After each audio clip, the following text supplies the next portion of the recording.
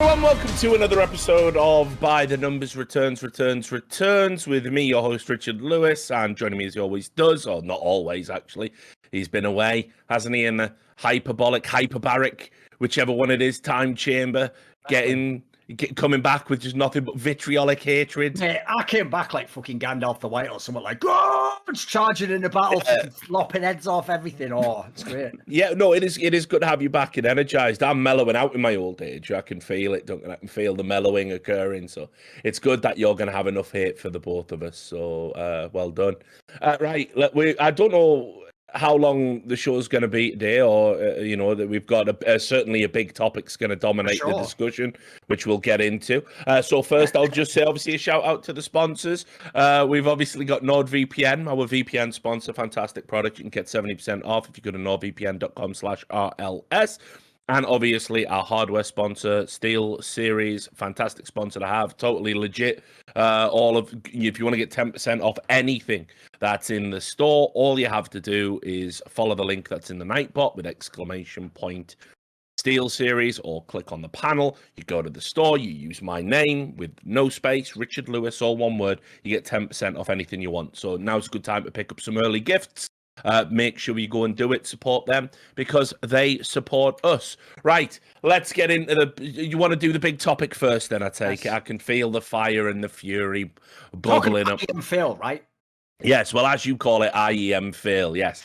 Listen, the jokes write themselves, don't they? I don't make it. The jokes certainly write themselves. I'm a fan of that as well. If you thought it was ridiculous the way they named events in the past, I've got a great one for you. Have an event, call it IEM Fall, and hold it in Europe, you fucking moron. Who thought that up? Yeah, it doesn't really make a lot of sense, does it? But anyway, look, what we're going to talk about, so I'll just set the table, is that obviously this is the last RMR. We are going ahead with the major. That's all been confirmed. It's in like 24 days, which feels unfeasibly quick, considering we're still doing the last qualifier for the event. And it's been run by ESL across all regions simultaneously.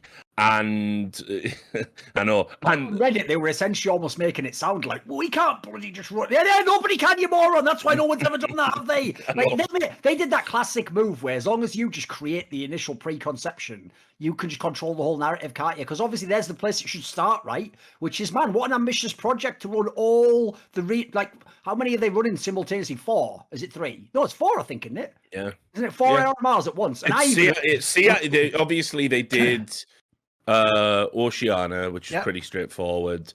CIS, Europe, and then obviously the NA one as well. And the Americas. Yeah. This is something that's mental. I even heard from a little bird that like the people who were the fucking production staff, mate, you can imagine it's like those old school like fucking events where people like actually fucking PGL used to do this. Like there's people just doing like fucking.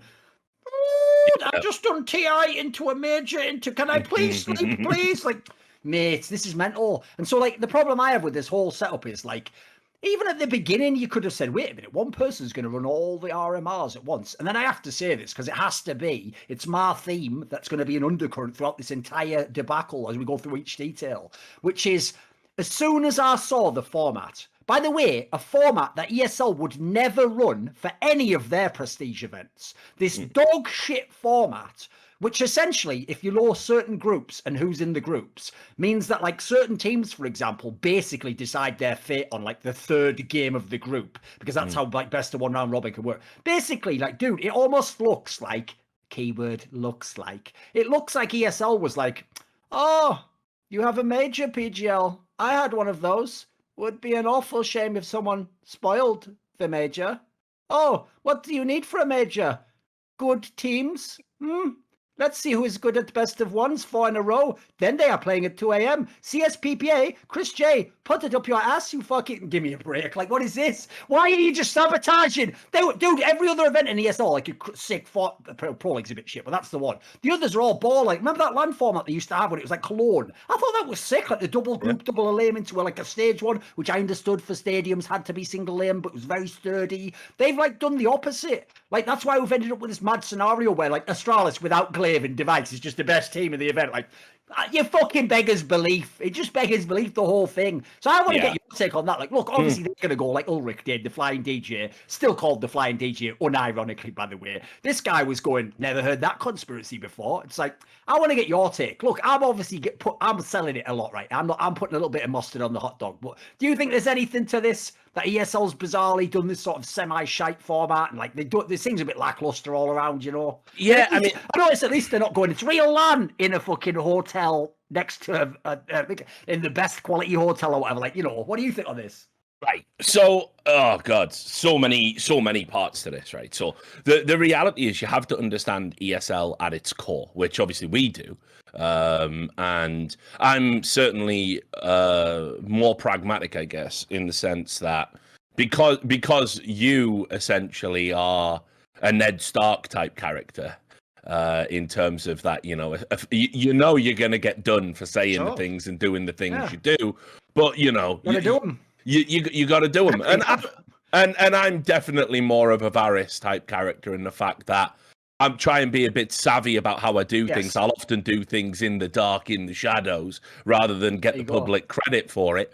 But equally, I do serve the realm, and whoever's got to get got must get got. And that's how I've always approached esports. So as a result, I actually have a lot of friends within ESL. I'm always willing to talk to them and, you know, reach out. And I've even helped them, you know, with stuff that people would never even think, wow, Richard was involved with that. And I don't want any credit for it or any of that nonsense. ESL dominates 80% of the CSGO calendar, is a huge institution within esports. And if it fails, if it was to fall, we're all in trouble. So terrible. Yep. So I always look to reach across the aisle, let's say, and try and do things pragmatically and diplomatically. But there are some things that are essentially indefensible, as we'll get to. Now, ESL believe, and you can say whether rightly or wrongly, that everyone else in esports wants to destroy them. This is not a wild statement to make. I know literally on a corporate level that is their mindset. Which I definitely believe it. Like, I do believe that they think that, but they believe that because essentially they're just such cunts that want to destroy everyone else. They're like, but they surely want to destroy us as well, right? In fact, it's like America in the fucking 80s. Like, we must actually destroy every other possible threat, even if they're not real threats, because they would destroy us if they could, which is like, that's sort of a logic, you know, in a way. Yeah, that's you know. That's a very succinct summation of how they think on an executive level. And it's not without founding. I mean, look, you know as well as I do, there was this sort of what was it, like the alliance, where it was, you know, all of the other TOs versus ESL. This historically goes back to like 2014, and anything ESL proposes or puts to the table is essentially just deemed, you know, in advance to be bad or untrustworthy, which is why a lot of leagues, etc., didn't even sign up to ESIC when it came along, because the startup money did come from ESL. ESL essentially kickstarted it. And, you know, I had to go around behind the scenes and I'm going, guys, just stop with the political bullshit. Get on board with ESIC. You know, and obviously we've seen mixed results from that. But anyway, so ESL, right, do believe they are beleaguered and set upon, you know, from all sides. Kind of like the wise old king in the castle who's grown paranoid as he goes into his later years. You're still the king. You still rule absolute. You could be enjoying all your success, but no, instead you're worried about the plots against you, of which doubtlessly there are many. And unfortunately, this is why you start to see so many things like this. The fact that they look to only really sort of do alliances and dealings with people like Blast, because they're also entering into a state where they're too big to fail. Flashpoint would never get the same consideration.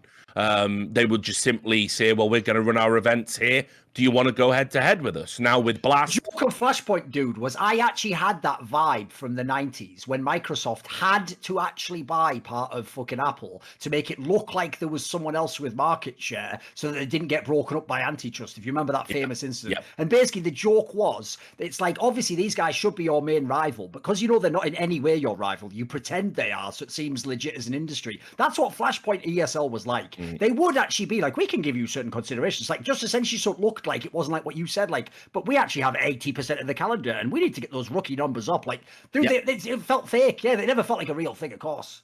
Yeah, and it's just esports. It's never going to change, unfortunately. course. Like even if we get to a future where ESL doesn't think like that anymore, there'll be a young Marlo Stanfield, a young upstart on the block that wants to tear everything down and take over, and you'll hear It's like lots of people. Carlito's way, isn't it? Yeah, you will hear lots of people talk about the esports ecosystem, but they don't really care about the ecosystem unless it's in their biodome, essentially. And so that's just how it's going to be. Now, with all of that in mind, when ESL, like, do ESL want PGL's major to be a success? Of course not. Obviously not. If their event is a huge success, it overshadows events ESL have done this calendar. It overshadows potentially their future majors. Event of the year. Yeah, exactly. No one at ESL wants that feasibly. And so with that in mind, you have to look at the RMR system and question and Valve know people won't play nice in the sandpit and have known this for years. And so what they should have been doing is the idea that this is my first problem with it before we even talk about format. Why are ESL just being allowed to run 5 RMRs simultaneously? Yeah. Why? And if you problems with the format stem from being stretched. There's even an element people won't know, which is because ESL is so huge in CSGO. They are the brand in CSGO. No matter what you think of I Enjoy Blast, ESL's bigger. Just look how many events they run. What people won't know, Richard, is ESL's main side business has always been white labeling events. It's like if you're a dev and you have a game event you want to run, we don't have to put ESL on it. We can call it whatever you want. We've got staff, we can bring it to Cologne, do it there, all that jazz. So as a result, what people won't know is this feels more like when they white label it. Because when they white label it, everyone knows you don't put all your fucking best out then. Listen, it costs you lose money doing like a Cologne LAN event with the stadium. So what you do is for your prestige event, of course you spend the money. If you're white labeling some other cunts event, you bring all the margins down to the absolute minimum they can be. You pay the talent the minimum, you get the producers to work bet run. So that's what it feels like to me. That's why I find it crazy, as you're saying, that you'd give them all of the RMRs. Like that feels like I actually genuinely don't think any company could run all the RMRs right now. No, there is. I mean, if one company could, it's ESL, but no company can, as proven by this. And listen, I get it. Like Valve, Richard, you're such a Valve apologist. Yeah, I am a bit, I guess. Valve are in a weird spot because remember the TI's starting. They've had a lot of trouble with that. They've had to completely change the country it's held in, all of the other stuff. There was, assurances were made to Valve, so they were thinking it was going to be in Sweden, and then it's all going to win. PGL about to move it, and now it's in Romania, and now they're getting COVID spikes, and there's all this stuff going on. So they're obviously stretched pretty thin, because in the grand scheme of things, RMRs and a CSGO major pale in comparison. The TI, remember, has Valve's stamp on it. It's their event. They work with partners, but it is their event. And it's obviously happening now. And so I imagine a large bulk of the event team is focused entirely on that. So when ESL came along and said, listen, we'll do all the RMRs for you simultaneously. You've worked with us. You trust us. You award us events on the regular. Don't worry, we'll nail it. I think Valve have gone, that's one fucking headache I don't have to worry about. Bosh, that's the done. book. Yeah, Bosh, done. Because otherwise, they have to look at separate pitches. They have to look at regionality. Put it this way, think about the mess that happened in the CIS RMR with Akuma and what's going to happen there. So now you've got integrity problems. Like that company, they can run an event, but it's crooked as fuck, and maybe some teams are match fixing in it.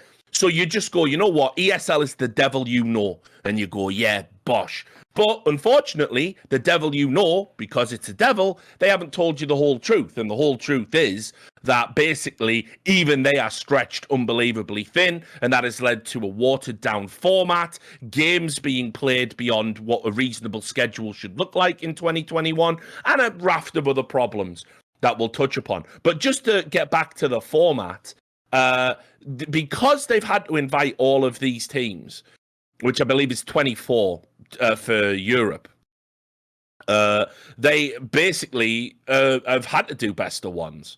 And so the problem I've got with that, just straight out the gate, is best of one round robin is not only a terrible format from the esports dark ages, the fucking esports stone ages. It's like how we used to do esports at the fucking start, 2004 shit, you know? If people don't know, even the fucking best of ones, like at the first major, at least it was like a GSL group. It wasn't like a round robin. Exactly. It was GSL, yeah. You know, But like also in general, we moved off from this format. Yeah, and also the problem you've got with round robin, it's an abusable format. We've already seen examples happening now in real time where it's better to lose. Yes.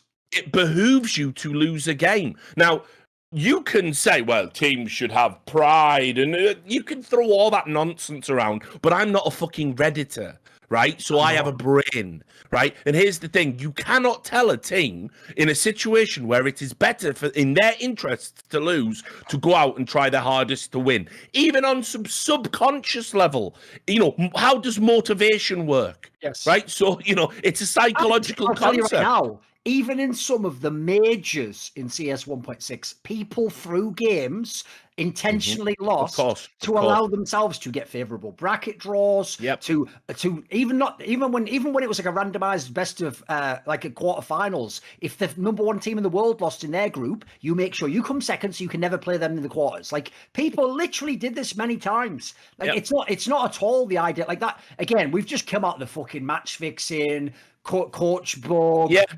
How can people still be so naive? Like, this is for the major, guys. It's the biggest one ever, $2 million major. By the way, I thought there was one thing I'd throw in that I'd forgotten myself. I want to remind you of this. There is actually going way back. There was a minor dispute a lot of fans didn't know about. I think we brought it up on our podcast, but aside from that, a lot of fans actually didn't even know this detail. Do you remember when they did ESL 1 Cologne 2016? And the interesting detail was, ESL even said publicly, for the playoffs, we'll be letting PGL handle the observers and the production. I think this was the major. It was one of the majors. And they purposely did that, right? And then some elements of the observer, I think, were off or something. They weren't that good. And it was like ESL had just thrown them under the bus completely. Even though they'd initially made it like, we're sort of helping and partnering with them, you know, because they want to get involved. Because at the time, if people don't know, PGL had the best observers. And famously, later in years, they actually just went and joined ESL now. So I even always thought that must have been like a bit of a knife in the back. And what's going on with that relationship? I know, by the way, I'll just say straight up, I don't think PGL and ESL like each other. I think they're actually two little companies. It's not even like, I'll put it this way, I would say Blast and ESL, you know, obviously they're competitors, but they just get along. They just get along and do what they have to do, bar what a little bit of friction you're going to get with calendar dates. PGL and Face It actively despise ESL. I mean, there's no getting away from that. They're the fuck ESL club, basically. Yeah, fuck ESL club, exactly. Which, you know, which I'm the president of, you know. Yeah, which I was going to say, you're the chairman of the board. I'm basically like, is Carmack still there? To come in now and then. But I mean, like, so, you know, the bottom line here is, you know, this format essentially enables a few things to happen, which is obviously it can be easily manipulated for the purposes of qualification or even just fucking over an opponent, by the way, because if you're in a position where, like, you know, Na'Vi might not want Gambit to go to the major. So let's say there was a situation where if Na'Vi win their game, Gambit are through, but Na'Vi are already through, maybe Na'Vi just lose that game and Gambit don't go through. It is one of the most abusable formats for fuckery, and it has no place anywhere near a world championship. I don't mind if it's for like amateur low-level tournaments, you know, your DreamHacks or whatever. Maybe you have to do that as you cut corners as your business model fails. But for the world championships, for a major, for an RMR, this is a disgrace. It's a disgrace that this format exists. And then just also in addition to that, and this is to your point, the reality is, forget the manipulation. Let's say everyone plays earnestly, plays their heart out every game, and best of ones are somehow a metric. I mean, I actually saw people on Twitter going, yeah, I like best of ones, high stakes, best of ones, garbage, get the fuck out my face, right? Like, I don't like best of fives either, by the way, you know, and I know we have our differences on that, but a best of three is the only way to determine who is the better team in Counterstrike, in this meta, with this map pool as things stand. It's that simple. A best of one proves fuck all, except I was better in that moment on that map. There's still too many variables in a game. Then there's that weird part. Dude, this is the craziest part. I know best of ones are bad and the circumstances are bad and the games ended later bad. The craziest to me is why have they introduced a veto system never used? What is that veto? Yeah. Like, if you don't know, well, it's in line with matchmaking. There you go. One team bans 2 maps, then another one just bans 3 in a row, and then I think like one team bans 1, and then there's like that's the last map. Like, what? So again, we're qualifying for the major with it like a brand new veto system no one's ever used and ever will again at Pro 1 level. It might not even be brand new. I think some RMRs have used it because this is I don't know if it's a Valve stipulation, by the way. I haven't checked that, so I won't speak out of turn. But my understanding is that's going to be the veto for RMRs. And I think it may already have been used. It's in line with used at like a lower level or something. Yeah. I'll have to check. And it's basically the one from like the Premier mode in matchmaking. Right. So I think Valve want to use that one. Maybe only for best of ones. I don't know, but that's where the mode has its origins. Now, to your point, ESL by having this format are effectively saying there will be fluke teams. There will be teams that essentially fluke their way into the major. Because spoiler, despite this being a super long season, the points don't really matter except for 1 or 2 teams, especially in so Europe. Many points for this one. Yeah, it's exactly. Like, it's not even that big a deal. Yeah, and with the points being so many points being up for grabs, essentially do well here and you go to the major, regardless of your status coming into it.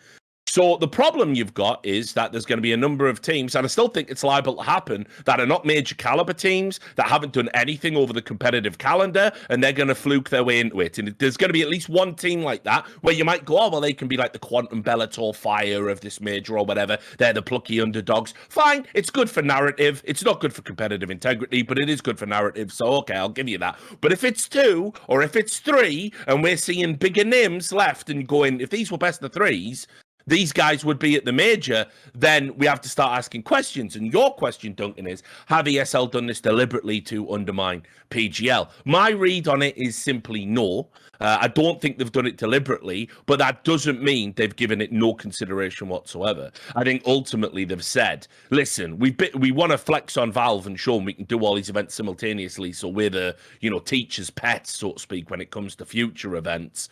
And we'll do that for them, and they're doing that for them.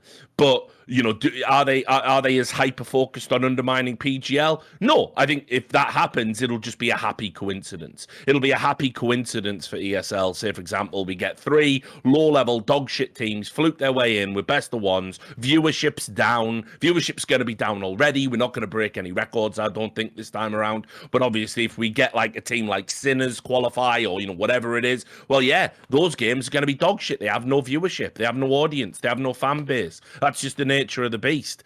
Basically, if we want to break records, the final has to be like Na'Vi versus fucking Astralis, essentially, like, or maybe one of the South American teams. So yeah, I don't know. I don't think ESL have done it deliberately, but I certainly agree. Had this been an isolated RMR on its own, and there was other competitors operating RMRs at the same time, ESL would have had a totally different format, because they would want their event to stand out as the best, and they would want to stave off community criticism. So, I mean, make of that what you will. I don't think they're deliberately sabotaging PGL. I think they're just thinking, if we do it this way and PGL's major is shit, great, bonus. I don't know how you feel about that take. I mean, the problem in general I have with this approach is like, mate, as much as people are going to go like, oh, they're not that bad. Like, to me, Astralis qualifying already is one of those teams. They don't have Glaive and they sold Device. Like, I mean, listen, I will say the Lucky Guy did have some pretty good games, but like, they don't even fucking have the IGL. And by the way, I'm not going to call specific people out here. You're allowed to have opinions. I disagree. I'll just disagree with the opinion, right? Yeah. Anyone who's going to say, but Thorin, they went without Device and they made it to semi-finals of IM Clone with the greatest in-game leader ever on LAN against teams that aren't LAN teams. This is where they have, I'm assuming, Magus call fucking Bobski and Lockett. Like, get the fuck out, man. That's not even Astralis. And yet they've basically, in the most narrow fashion imaginable in best of ones, by the way, slept through, like snuck through 4-0 They might even go 5-0, who the fuck knows? Not dominant played by at all, by the way. And No. some of these games, I'm telling you right now, listen, again, I don't care what anyone says. If you said, right, it's best of 3 format, they haven't got Glaive and Lockie's playing, and they're playing Heroic in a best of 3, you get your head blown off if you pick the wrong team. I'm taking Heroic instantly, and I'm sitting back going, I hope they fucking cheat in this game because they're winning easy. Give me a break, mate. You know, I might even call them up afterwards and go, so did you do it? Careful now, you know. Yeah. No, but I mean, you know, there's like all you need to know realistically is, you know, if you go and look at the results and the standings, you can already see, you know, how best of one it doesn't play to anyone's strengths. I'll give you some examples of teams that I think have punched above their weight because of this format, and I'll give you some examples of teams I think can feel really aggrieved because of this format. So in terms of punching above their weight, the obvious one is Copenhagen Flames. Copenhagen Flames. I mean, listen, I think they've got some good players. Obviously, Pitta is a seasoned coach. He's over there now. They're playing decent Counterstrike, and this is not a slight against them. But they are topping a group with G2, Mouse Sports, and Big in it. One of the hardest groups. There is no way, like, seriously, guys, there's no way that happens with best of 3. Yeah. There is no way that happens with best of 3. And, you know, I know eventually when they watch this, they'll be like, fuck you, Richard, we're better than... Come on. Let's just all be honest. Show me. Yeah, let's just all be honest, right? But then, obviously, same group, people who can feel aggrieved. Big, one of the most tactical teams that, you know, that basically they're tactical, but yes, they're also a little bit reliant on Searson and you know, Keto popping off essentially, Searson especially. And so if that doesn't happen on one map, but that's your only chance, that's going to hurt them. But bigger a team that have proven they can get legit wins in best of 3s, always competitive in best of 3s. You know, it wasn't that long ago they 2-0'd Na'Vi, and people were like, "Oh bloody hell, what's going on there?" They need a best of 3 to achieve their full potential. Over in Group B, Sinners, I've already alluded to them. Sinners are a great team. Like, listen, people don't realize Czech Republic, Slovakia, that region, you know, Slovenia too, to a lesser extent. But, you know, historically, down the years in like Counterstrike, they've punched well above their weight to the population, to, you know, the type of high level players they've produced in 1.6 Source and CSGO. And Sinners are basically the fruit of that tree. I really like them as a team. I wish them to do well every game. I don't think in a group with Astralis, Heroic, and Complexity, they are in the top 3 if we are playing a best of 3 format. By contrast, in that group, you've got Complexity aren't gonna get out of the group and go with. Now, look, there's a whole separate issue there. All the problems, Configs absolutely fucked him when he took that fall, and that's just one of those things. Complexity are cursed, that's fine, but I'll also give a shout out to Heroic here. I think again they're a team that they're under scrutiny and pressure like never before, because there's this outrageous slur going around that everyone on that team is on some level a cheat. And, you know, I think they need best of 3s to be able to grind out and get through. I think they're always liable to lose a best of 1 with everything that's going on over there. And so on and on and on it goes, you know. I mean, I feel like OG might still get through, but I think they're a much better team in best of 3s. You know, so Fnatic, certain, you know, they haven't won a game in the 3 they've played. Pony teams 2-1 and Fnatic 0-3. Shut the fuck up. Yeah, but like, so for a minute. No, but so the reason I say about Fnatic is, you know, this is a new team with an IGL that's just come in and trying to make everything work. Now, I know there are some maps that Alex will just lock down and you will instantly perform well on them, you know? But instead, what's actually been happening is he hasn't got to play any of those maps. You know, they lost to Fiend. Okay, you can say that's shameful, fair enough, on Inferno. I don't even think have they even played Overpass here. No, they had to play Phase on Mirage as well. You know, it's just being taken out against them. So obviously that's the other problem, right? When you have a limited map pool and you're good on like 1 or 2 maps specifically, in a best of 1, you're not going to get to play them. There's not, you know, it doesn't get left in there as a potential decider. So I feel Fnatic are a team that can definitely feel aggrieved about this format. Whether or not you think they deserve to go, whether or not they should have beat one of their opponents. Yes, they have lost to unbelievably weak opponents, but unbelievably weak opponents, I think, in a best of 3, I think they can come back from a 1 map deficit against. So yes, the format stinks, unfortunately, as a result of that, you are going to see some teams that have no place being anywhere near a major potentially accrue enough points to go to the major. You know, I don't know what else to say about it. It's like, it's just sad because this major is so important, you know, holistically in terms of what it does for the CSGO scene, and we really need epic moments. We really need the best teams. We really need the most viewership. And unfortunately, everything that's gone on in the build-up is seriously looking to undermine it, whether it's integrity issues, whether it's, you know, negative headlines, cheating allegations, yeah, it's people trying to get their shine and say, oh, look, we did it, we got the major in Sweden, it was all, you know, everything that's been done, unfortunately, has been to undermine this tournament that's so important to all of us, or at least should be. And ESL have sort of put a final nail in that coffin with a terrible bunch of RMRs, you know, that are all fraught with peril. I'll throw this in there as well. The reason I also think this is so bad that, as you say, there's going to be at least a couple of top 10, top 15 teams that aren't going, if not 2 or 3. Like, we'll see how it plays out in the group, obviously. The reason why that's a nightmare is because I already think that the top 10 right now is so fucking weak. It is insane. Yeah. Like, basically, it feels like it's like watching a race where some mad fucking horse, like Secretariat's running, that always wins, right? Basically, Na'Vi and Gambit have to break their legs as they're running to somehow not dominate this fucking major. Because you look at it, G2's fallen off an absolute cliff. Like, Complexity, as you say, they've like lost the key player. Now they've got this like fucking stylistic problem. NIP has never been good enough, but they're actually feasting at the moment on all the other teams being bloody weak. Like, again, you go down the list, mate. It's like FaZe Clan just doesn't play well online. Heroic, I don't know what the fuck's happening at this tournament. They were one of the best teams in the world before this. VP at least qualified, fair enough. OG, like you say, they haven't really played up to par yet. Like, mate, you look across the board and it's like, we needed all these teams. I needed the whole top 10 there, you know. Yeah. And, you know, look, we can still have that. You know, and obviously you'd expect Liquid to be there and stuff. Yes. But yeah, I mean, I'm you know, I'm like you. I look at this top 10 and I think it's piss weak. You know, it really is. I mean, it's one of the weakest I've ever seen. When you consider FaZe somehow 5th.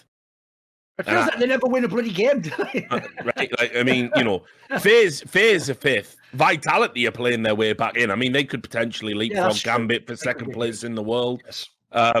You know, I did a video recently talking about how Vitality are the one emerging from the pack at the right time. You know, I thought it might be an NIP or, you know, somebody like that, but it isn't. But yeah, I mean, once you get, I mean, FaZe, Heroic, NIP, Virtus Pro, this Astralis and OG make up the remainder of the top 10. That's how weak it is. And so, yeah, I mean, unfortunately, unless, because we haven't talked about the patch, and we will in a moment, but I want to do this CSPPA story first. But we haven't talked about the patch. Obviously, huge meta shift in the game, and we're watching that play out now because this is on the active patch, and it may have an impact on the results. Although, again, in a best of 1, how would you know? I mean, it's already a negligible format in that regard. The LXCB one, obviously, literally was just doing like 1,000 damage or something, half or something. Like, that one. That one, I think we can confirm. You know? Yeah. So yeah, I mean, the reality is that you know, unless if it's as bad as people say it is in terms of it radically changing the game, there is a chance when we get to the major and we have a real format that actually, yes, some of these teams will emerge and show us something there, and it's in a LAN environment and everything with a crowd. Yeah, that's going to change things for a few teams. I don't think it's going to change things for Na'Vi or Gambit. I don't think it's going to change it for Vitality. It looks like G2 are going to take this team to the major, despite recent wobbles, let's say. But I mean, outside of that, there's going to be some surprises because the rest of the group is so close together in terms of ability that, I think there's going to be lots of upsets and shocks at the major when we get there. And some of them, by the way, it might not benefit the show overall, might not benefit the event overall. Everything in the build up to this, like say, including this patch coming prior to a major, it's like nobody wants this major to succeed. It's crazy. There was one other angle I wanted to bring up, which is they've also done that thing as well, right? Which I understand loads of the RMR did this, but I just don't know why it's a thing.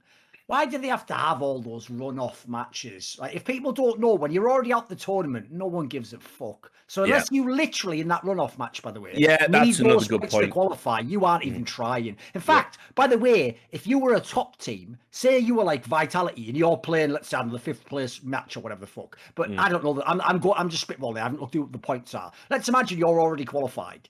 You'd actually be a moron to show anything in that best of 3. Why would you waste your fucking time showing people shit that they can deduce from you? Why not just lose it? And you're going to go, what about the money? The money is piss all. Have you ever seen the prize money for this event? Right? First place is 27.5k. What's this, DreamHack or something? Isn't it DreamHack 50k first place? No one gives a fuck about $2,000, mate. That people didn't care about $2,000 in LAN 10 years ago. No one will care about these runoff matches. By the way, viewers especially. And the idea talent has to do that as well. I just hate everything about it. Like, I just wish we had, because if you don't know, a double elim bracket already tells you who these teams are, except for like when they're further down, it tells you who the 4th team is and the 3rd. Like, I just hate everything about this, whatever. You know, I made a point as well about how ESL are entering into this riot phase where it's they're just pandering to Reddit and the lowest common denominator, and they're always there. And we're going to see this again with the CSPPA story when we get there. They've definitely got better PR, I'll say that, because even though I think it's shit, Rich, you remember how much they used to just get toyed with by like MLG and stuff like that. Oh, yeah, sure. Yeah. The thing now is,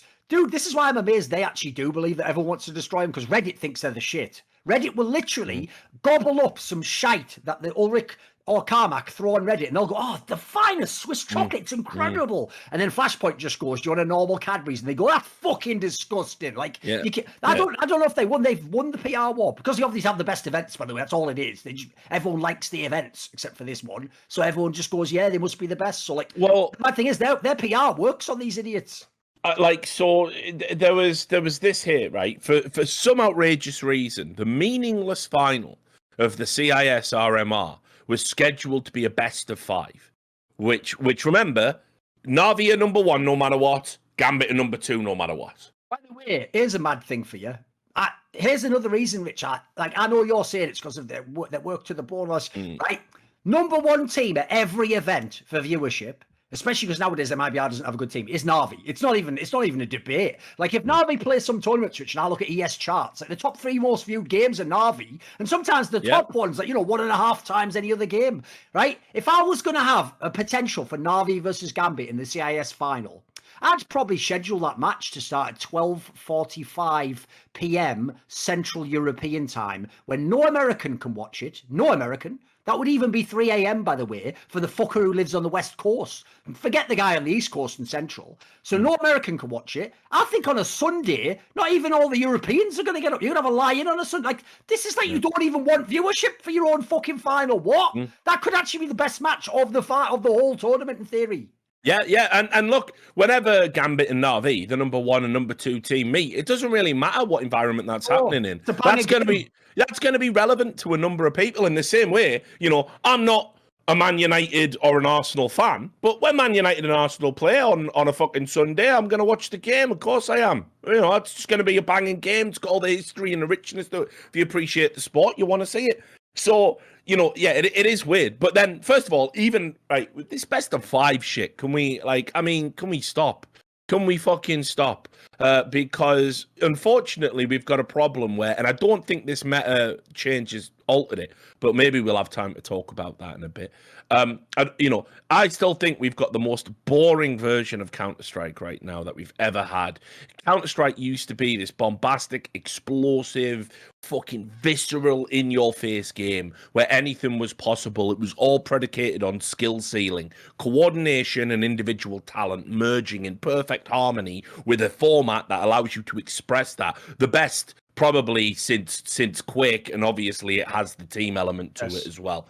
So that's why Counter-Strike's amazing, and that's why no game touches it. Right now, mate, if I was to put on a Counter-Strike game, right, with a Zoomer, bring in a resident Zoomer who, I've just been watching Valorant, Dad, what are you watching? And I go, oh, sit here and watch this. This is a real esport, son. And fucking, I'm like, why are they saving, Dad? Why? Saving is mad, isn't it? Just go, fucking cringe. Tell you what, Dad, hold the cell. Ratio, everyone around mum. They can't get in here. Ratio this motherfucker. Yeah, exactly. SpongeBob meme. Ratioed by my own son, Duncan. Ratioed by my own imaginary son. So, obviously, Dad, why are they not trying to kill them? Dad, why are they not trying to kill them? Dad, why are they buying shit guns? Like, it's like, it's really dull right now, especially compared to its competitors.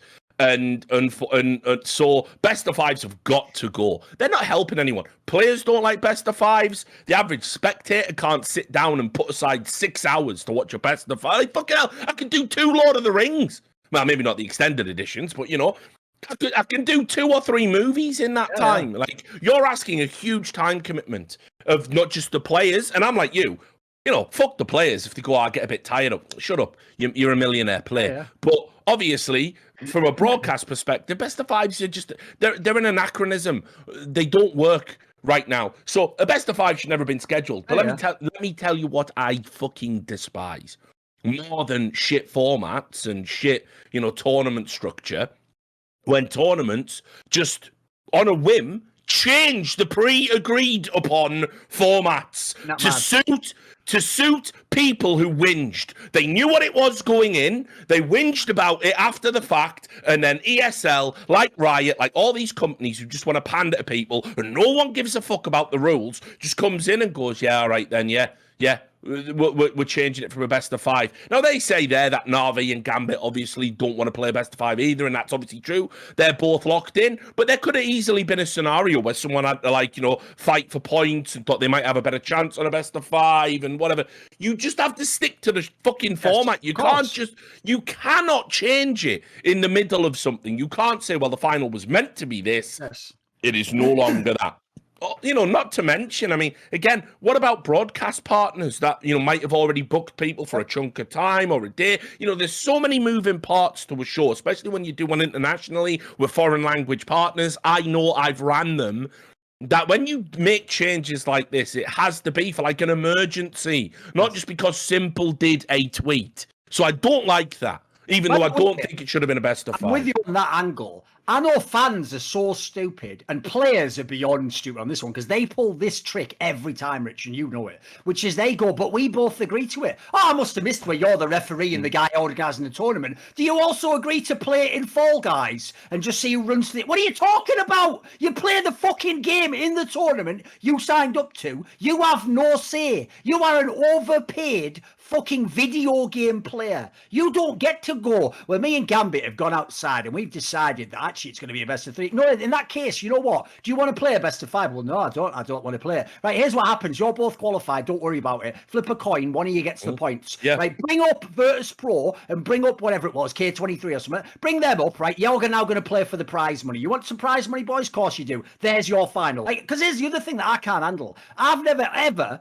Everyone loves to do this. Like, I've never advocated for best of fives in all tournaments. From day one, I've always said this. Number one, I want it as the major final, so there can never be a fluke. Number two, I would put it on 2 or 3 major events. Cologne, Katowice, a blast final. Every other event, I think, should be best of 3. I only want the best of 5 specifically for the reason the player doesn't, which is, guess what? It's really mentally taxing. I want the guy who wins that to be the most legendary motherfucker, because I even think it's like MMA. In MMA, if you don't know, there's a classic... the problem that they used to have when George St. Pierre fought, which is he never lost, but he always just went to a decision in 5 rounds because George St. Pierre understood tactically. Why would I ever gas myself on like round 3 going for a knockout or a submission if I can go? If that means that if I fuck up, now I might be gassed out on round 5 and this guy might get me. So what I'll always do is I'll win on points every time. I'll just get to round 5. If I see an opening, I'll go for it, but I'm not going to try it. Because if you ever go back when George St. Pierre fought before the title, if he fought in best of 3, it was mega exciting. It was knocking people out. He was doing all sorts of shit. But he had to learn, got to pace myself, right? So I'd even do that fucking meme everyone likes now. You know those Doges, the dog, and it's the one with super hench. That's like an MMA fighter, like, I will take him to the 5th round and drown him in the waters there. And then the other ones, that guy, the little one, like, with a little bonk stick. And that's just like Device or someone going, I get tired after 4 maps and video games. There you go, 5 rounds with someone trying to choke them the fuck out. But anyway, let's start with the other. Let's finish the IEM fail talk with the other big thing we story. have to talk about, mate, because obviously it ties into exactly. I was going to say it ties into the story perfectly. Which is, remember, no one makes ESL do these things. ESL loves to grandstand. They love to brag about everything, right? Like as we said with the whole Cologne thing, they never shut the fuck up about it was LAN with no crowd. One of the most effective and important components of a LAN. So this is the maddest thing I've ever seen. They bragged like a motherfucker about this partnership with CSPPA, and it was even a way for CSPPA to go, we've done something. Look, ESL, the one people that have ever done anything with us, they've agreed for a second time to not spit in our face. Like, they're giving us respect now, right? When they're doing this, they go, oh, good news, guys. You know, everyone's complaining about late games and early games. No more of those. We agree not to have games that end past midnight. And then if you look, right, not only have games been ending past midnight, but they're doing that thing where they have 3 games scheduled for 10:45. Now, listen, if you know anything about Counterstrike, you could probably, if you're a you know what, if you're a player and you're listening right now, you're probably not, because unfortunately it's late at night. Someone get word to the players. When it gets towards the end of the game, in like a 12-12 game, just all take all your timeouts in a row. Just all do it. Literally, start taking fucking. My mouse is supposed. Listen. Let's push these motherfuckers to the limit. Let's show what they're made of. Because, mate, it's like they're just trying to dance right up to the edge of that midnight thing. Like, why agree to it if you can't do it? Like, they were never obliged to say it. By the way, again, it's another thing you can say. Play. Sorry, that's the way I run my tournament. You know, because they definitely violated that, and nobody's saying shit. Oh, sure. Well, did you see the Chris J tweet? Chris is part of the CSP. He's one of the main people in CSP. Oh, he was. I can't remember if he is now. Did he step down or is he still in the CSPB? Wasn't he a main guy? I mean, who even knows what's going on behind the scenes? Basically, he just did a tweet that was sort of like, yeah, I agree with this. Like, you know, the bloody time going past midnight. And then someone just said, like, well, shouldn't you just say something about CSPPA? And they just say nothing. They just sleep as usual. Well, just on Chris J while we're here, because obviously he does watch the show, and we've wrecked him obviously in the past. You know, he did. Seems like not that much after the recent shit. He probably you know, and again, I don't like talking about conversations that go on behind the scenes and whatnot. But he did reach out to me not that long ago, and he was just saying, "Look, mate, you know." Quarantine and everything, my head sort of went a bit, and I was getting a bit too. All right, fair enough. I was getting a bit too involved in the social media side of stuff. So, but he's like, but I'm back now, and you know, keep up the good work, and hope to speak to you and see you soon. So I'm like, okay, cool. So I want to make that abundantly clear. Like, I am gonna, we might wreck him a little bit. But, you know, look, quarantine and the times in which we've lived these past 2 years have all affected people in different ways. And as me and Duncan always say, Twitter isn't a window into the soul. It's a very tiny aspect of someone's online presence. It's not even it's not even a true representation of who they want to be online. People who try to take like disparate tweets and treat it like they're in an episode of Mindhunters and they're just entering your fucking psyche. It's like by the way, that is an insane flag that you are mentally ill. I'm sorry, it is. Like, there's no universe in which that would be. Put it this way, like, it's not even like a fucking. You couldn't write a novel using tweets, could you? You couldn't go, this is his whole the way he thought and everything. It's not fucking Proust or something, is it, you daft cunt? No. So anyway, I mean, like, you know, I think it's good to see somebody who's had CSPPA involvement sort of speak out on these issues because, spoiler, the CSPPA will do nothing about this, and I'm gonna sort of get into why this is a problem. But yeah, basically, a Twitter user who I will shout out because when Hey, people brought the make good attention. tweets, I didn't see this before. it was quite funny actually because I saw Joe Rogan's face on the CS:GO subreddit. 'Cause this guy has it as his avatar, Right. and I was like, oh, like I was like, what's Joe Rogan saying about CS There we now? go. Like, and then it was Imagine Joe this. Rogan was just like, I tell you know. what, this CS CS is shit. I know. Oh yeah, CS is shit, and the CSPPA is a joke organisation. It's just Amazing, him, wouldn't it? him I and know. Scoots just arguing on Twitter, like what timeline went. Just going, actually, Mr. Rogan, the tournament is a very good one in the industry. Like, nah, give me a break. I know, yeah. That would be that. I would have to. I know I keep threatening to leave esports, but that's it. That's just like turn off the computer and then just go. Jake Lucky will just be in there. Send me a short, Joe. Love the short, Joe. And Slasher will probably be in there quote tweeting us. Wow, Joe Rogan just said and just something that he said. Because Slasher does seem to think he is the Score Esports Twitter version. He hasn't even been on Twitter since fucking June, so he's just vanished. Anyway, By the way, through the looking glass on some of that shit as well. A user called Sidant did the tweet, which basically said, by having the games after midnight, doesn't this mean ESL are breaking an agreement to the only existing player association? I have trouble keeping up with late night games, so I can only imagine what the players go through. Hype for the major happening shouldn't blind us to this. And this sentiment was, of course, echoed by Twists, who said, these late matches are killing me. It's disappointing to see two teams starting at BO1 past midnight. This is unacceptable in my eyes. I understand matches can be delayed or run late, but this isn't optimal or healthy for players. And obviously, Chris J, that's the one that he did plus, a sign of strong agreement. And so, the reality here is, like, I totally agree. And the fact that this has been a formal agreement, and not just a formal agreement, this was like the fucking Neville Chamberlain piece in our Times paper. Exactly. Every time ESL forged an agreement with someone, which, by the way, spoiler, when ESL forge an agreement, the agreement is almost always financial in some form. And of course it is. ESL, the CSPPA get their money from tournaments by essentially saying we will sanction and endorse your tournament and make sure our player members come and go to your tournament. Could incentivize them not to speak up about particular issues like this. Because after all, if I'm ESL, I would even reach out privately and go, what the fuck did I pay for? I didn't pay for this bullshit thing that the fans think. I paid for you to shut the fuck up when I run my tournament.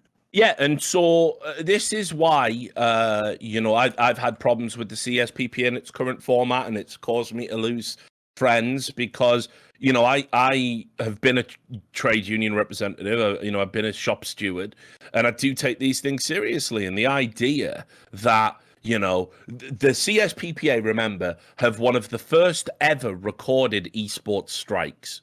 A genuine, publicly codified strike that was done with a union member's supposed collective agreement. And let's just recall, what did they go to strike over? I know. What egregious breach of player conditions was worthy of the first ever strike action of its kind in the space? The potential for broadcast talent to access recordings of IGLs and teams discussing tactics. To this day, never ever heard any story even intimated behind the scenes that anyone used that and did anything. It was literally just the potential, right? It wasn't even there was the case on record. It was literally the potential because somebody had suspected that maybe it had happened. And I've always assumed, although Blast have never given me a direct answer, I've always assumed it was about Moses, because if you remember, Moses worked the broadcast and then he went to be the coach for Team Liquid, and Team Liquid are a big popular team. But then that doesn't really make any sense because Elige was one of the big boys over at the CSPPA. Yes. So whatever.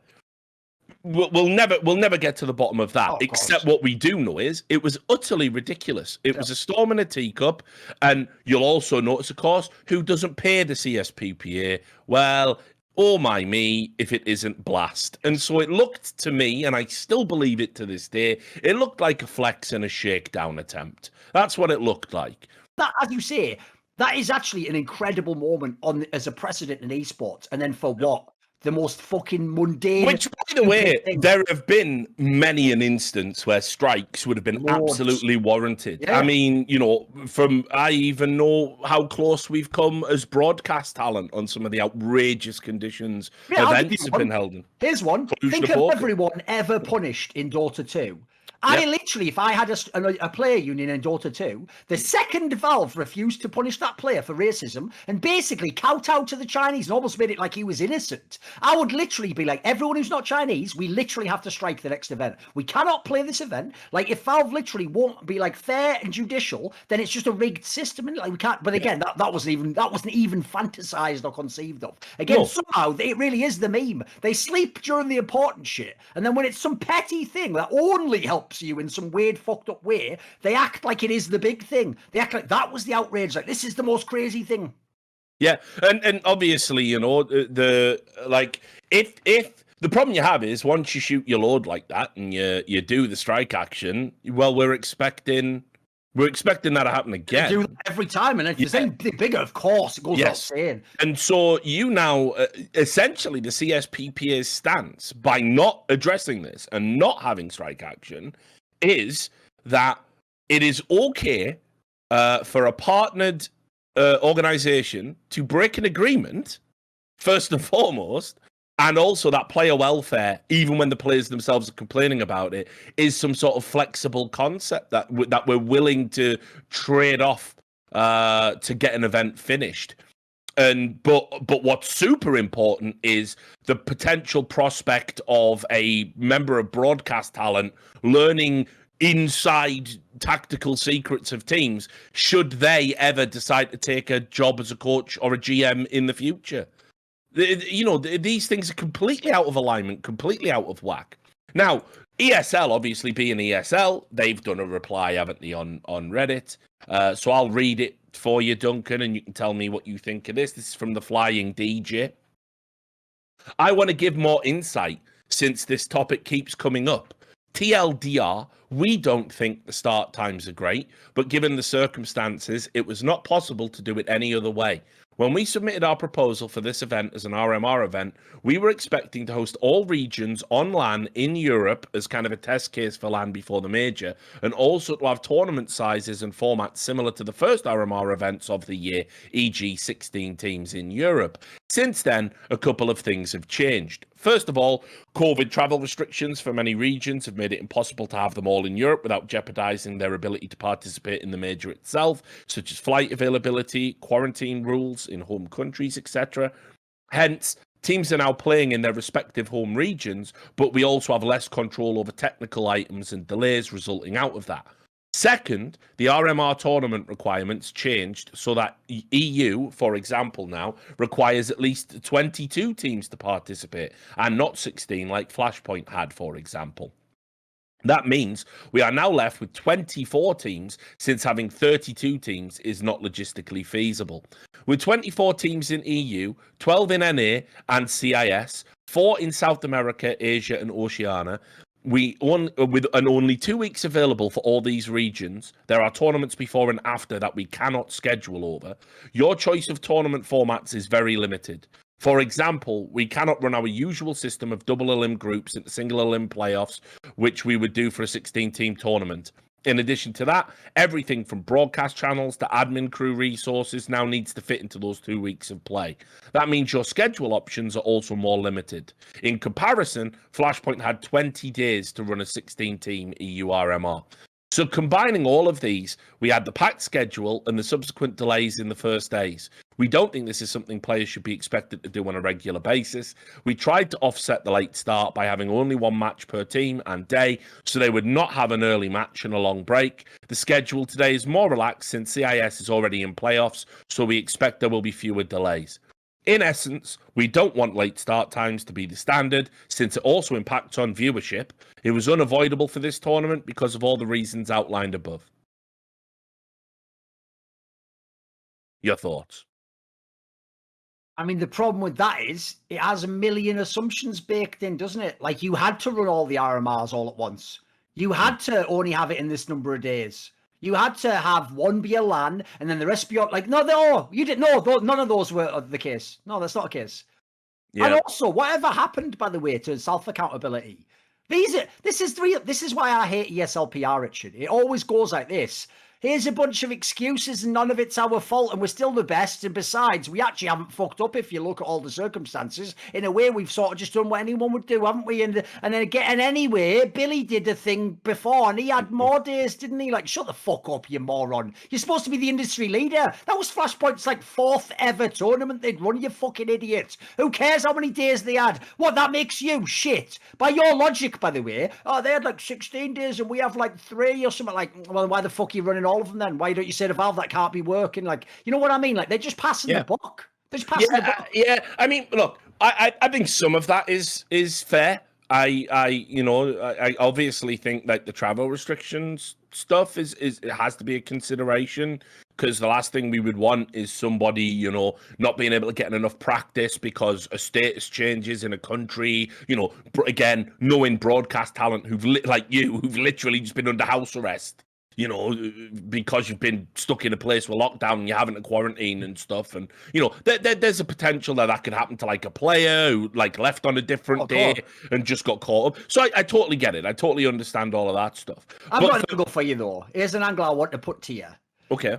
So when Flashpoint were the ones who had an RMR and they were claiming this, that, and the third, and everyone else, if you notice, always says when there's major problems, everyone does this because Valve just silently says things and doesn't just silently listens and doesn't tend to reply to like community criticism. Everyone goes, right, I'll do it very carefully, but I'm going to pass the buck back to Valve. Valve said I had to have this many teams, and Valve said it had to be this many days. And what you always tell me, Rich, is you go, sometimes I think they might be stretching the truth there. I think it's just a very convenient way that you pass it back. Valve doesn't respond publicly. And basically, it always sounds like, Valve, my hands are tied. I had to run this format. I had to invite these teams that way. I had to do that thing. But basically, I kind of believe you. I think sometimes it's true. I think sometimes it's a present. I think sometimes Valve sort of left it a bit open, and then you just use that as you get out. I think as you get out, it gives you a free card for some team. So would you say that's anything to do with this? Like, yeah, I mean, Valve, teams, Valve have never reacted negatively to being essentially blamed for problems. It's actually in a way cool, by the way, if you don't have the others wig out. I think it's cool. Yeah, exactly. Which is all fine. It's all well and good. But I'll say here where it becomes inexcusable is there are ways to. I don't know. Surely they must have the option to be running, these games like, in bunches so we can just get them blasted out before midnight. There's got to be a way.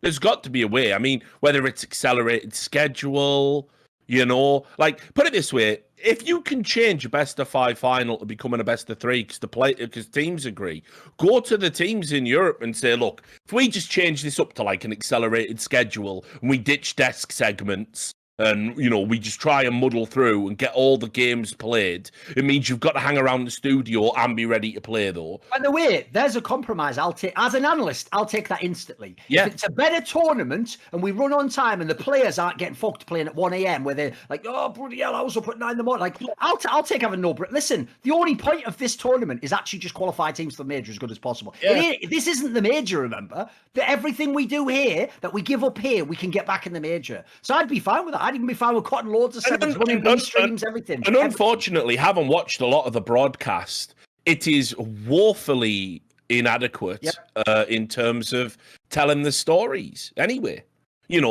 what should be happening, mate? This should be like transfer fucking deadline day. This is the last qualifier for the major. I want to know in real time across all broadcasts if Fnatic are bombed out, because that's going to be very relevant to my interest. I want reactions, but obviously none of this matters. And probably by the time the major comes rolling around, because it's a PGL major and PGL and ESL are not coup d'etat, what are we going to be able to use from the ESL broadcast? How much are we going to be able to talk about the ESL narratives and storylines? Probably not as much, right? We won't be using footage and we won't be using... So what, guys, stop pretending this is a fucking spectacle, because... In theory, they're on LAN and they don't even have anything special about like Astralis or something. Think how crazy that is. Dude, that should be like an epic moment that's captured, isn't it? There is no shoulder content. There is barely any interviews. They're doing 15-minute fucking desk segments about best of ones. I know. Like, guys, let's just fucking. All you have to do is just taper down the broadcast, run an accelerated schedule. Let's bang these fucking dog shit best of ones out at the very least, and that could have just been agreed to like that. I've been at prestige ESL events where, especially in the group stage, they sometimes just tell you in the air, we're going to have to cut this whole segment in half. Like, actually, we're going to go to a commercial. If they can do that for like a Cologne, you can cut, like you say, why are the whole analysts? I won't name names for this, but I'll tell you, I have been at everyone knows I've hosted the biggest events, right? It's not like Trump when I say I've hosted the biggest events. No one hosts better events than me. Yeah, no one hosts a better event. That's so good. I don't even think that's true. LAN. But anyway, I've hosted all the big events, and I've had events that are some of the most prestigious of all time, and I've had people literally come to me in my ear and say, we're jettisoning this segment because we've got to run ads, we've got ad deliverables we need to hit, or guys, like we're just gonna cut this in half, and and like you say, for the E-League major, we would have segments that were sometimes 2 minutes. Yeah.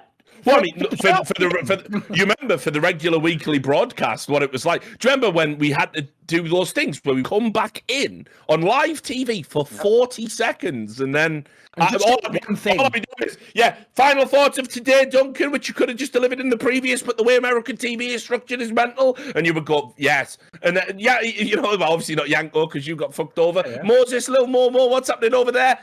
Not much. Bye. See you next week on E-League. I can't remember what game exactly, but some nutter fan will know this. There was one game like that. I think it was even at the major for E-League. Like, there was one game where they really fucked with the time like that. Like, I got my whole segment sort of cut at the end because I was at the end of the desk. And the whole thing. And when they turned to me, I was so pissed. This is real. It's one of the only times I was ever unprofessional. I just went like, yeah. And then just sat there like that. And that was like the only thing I said. See, if anyone can remember, you're a legend. Tweet me on Twitter, but I can't remember what game it was. But it was just worth it because in that moment I was just like, it was one of those ones where like I'm trying to say something, and they go, it was Atlanta, I think. End the segment, and I'm going, yeah, Rich. And I don't say anything basically. I think it was Atlanta. I think it was literally at the major. It's one of the maddest ones I've ever been in because the motherfuckers are in your ear the whole time. Yeah, well, that was the other thing, wasn't it? Didn't we get it so they couldn't go in your ears? I used to say. Listen, because I can react to obviously you if you tell me stuff. Throw it back. I don't want you fucking talking in my ears. I can't even remember. Lights. I'm fucking like Kimi Räikkönen, where the guy's just constantly like, "Shut the fuck up! I'm driving." Look at me! I'm telling you about the tires. Yeah, I know what tires you can. But not drunk. So anyway, I mean, look, this is just obviously another, it's one of those things ESL are going to be allowed to get away with, essentially. ESL get to do what they want and frame it how they want, and really, there's no one there to stop them. The bodies that would be holding them accountable are the CSPPAs, are the E6, and unfortunately, for strategic reasons, they are never going to hold them accountable to the degree that maybe they should. Right, anyway, fucking hell, what was the next story we were going to do? XPPA, we finished that. Yeah, well, no. So let's talk a little bit about this patch because I know you put a video out about it, and I think we have to address it for the sake of posterity and everything, and how it's going to change the game. Obviously, there were a number of changes in the most recent update to Counterstrike, all of which, in my opinion, are seemingly to address the problems that the CT side has, particularly. The joke is, instead of just fixing the economy, they're going to do what politicians do. You just poke and pull everything else all over the place and hope it fixes it. Even though the joke is just revert the patch or go back to a different mode or change. But instead of directly addressing it, we're going to address all these symptoms instead, basically. Yeah, I mean, so look, this is again because I've been around the block a while now. Obviously, one of the things that I know about Valve is if you ever say to them, "Here is a problem, and we've already got the solution." The problem is, the problem is this, and you fix it this way. You've fucked up because they will never do what you want. No. The assumption, unfortunately, because Valve aren't immune to this, like a lot of companies, because they're so successful and have done some unbelievable things, And like, by the way, Valve are entitled to this more than fucking Yeah, of Riot. course. Riot took Chinese money and made a dog shit video game, right? You know, Valve basically created a piece of software that changes our lives, the cutting edge virtual reality. You know, the fucking Steam Deck looks like it's going to be fly as fuck, so whatever. Like, yeah, you can have it, right? But they basically believe, well, a mere peon couldn't have come up with the solution. You know, so they look at the problem, they immediately dismiss the answer you've had, and then they try, like on DMT levels of like, you know, just thinking outside the box. You know, how can we approach this problem? And so every time the only time I've ever even seen them like sort of relent on that, you know, tactic was with the R8. The R8 was that's the only time they instantly took it out. Yeah, the R8 was so irredeemably broken in its current format. Everyone was going, "You got to hotfix it. You got to hotfix it." And I'm going, wait until you see what they do. Within one day, they fixed it. By the way, the problem is, you just triggered me there, because when you said, like, on DMT they did it, I just imagined the flying DJ on DMT. And when he gets there, all the, like, fucking machine elves are just going, like, you experience time differently than us. And he goes, you couldn't do it. Look, you had 2 weeks. We couldn't have that. Flashpoint 3 had the 16 teams. Like, you have to understand. Flashpoint only did LSD. So anyway, you know, well, we didn't want the games 10 past midnight. It is the witching hour now. We go backwards. He wouldn't even get high. He'd just be there the whole time, arguing with him in the waiting room. But anyway, you know, so I think they've done a reasonable job. I mean, although from the games I've watched thus far, it doesn't seem to have profoundly changed a lot. Not as much as people thought it was going to, but also we have to frame that with some of these teams haven't even had time to implement our tactics. Something had like no time or a couple of days before their first game after. Well, complexity were the ones that got fucked over the most because they were at Blast and the way their scheduling worked. People don't know. Yeah, Blast played on the old patch. And then they're also betting in new players, right? Because of the Cold Zero config situation. And then they have to travel, and they're basically playing some sort of insane like group of death where every win matters just to even have a chance to get to the major, which looks all but gone now. But it doesn't seem to have changed a lot. But in general, here's the one thing I will talk about, because this is very dear to my heart. I've been a silenced M4 motherfucker since the dawn of time. I never changed. I never switched off that. Even when it was garbage and it was really stupid and you were hurting your team's chances and your chances. No. Silenced M4 for fucking life. And to all the silenced M4 gang out there who know what I'm talking about, shout out to you.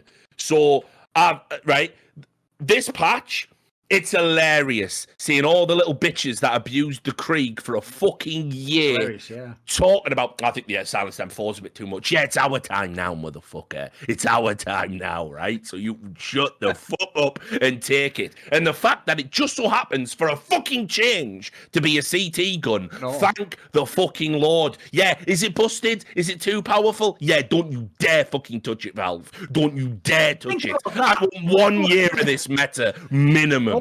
All these years that an AK has been way better than any M4 rifle and cheaper. Now it's only $200 more for the M4. Now finally some parity. Because if you don't know, by the way, anyone who played 1.6, we all loved the fucking silencer. Everyone used the silencer. All the best players because of the spray. So like, I've always liked it as well, mate. I always thought the worst thing they ever did was cause too many people used the silencer in like 2014 or whatever the fuck. They then just made it so that like it just became only about using the M4A4. Like they've never ever managed balance between those two guns for some stupid reason. That one has to be stronger than the other, you know.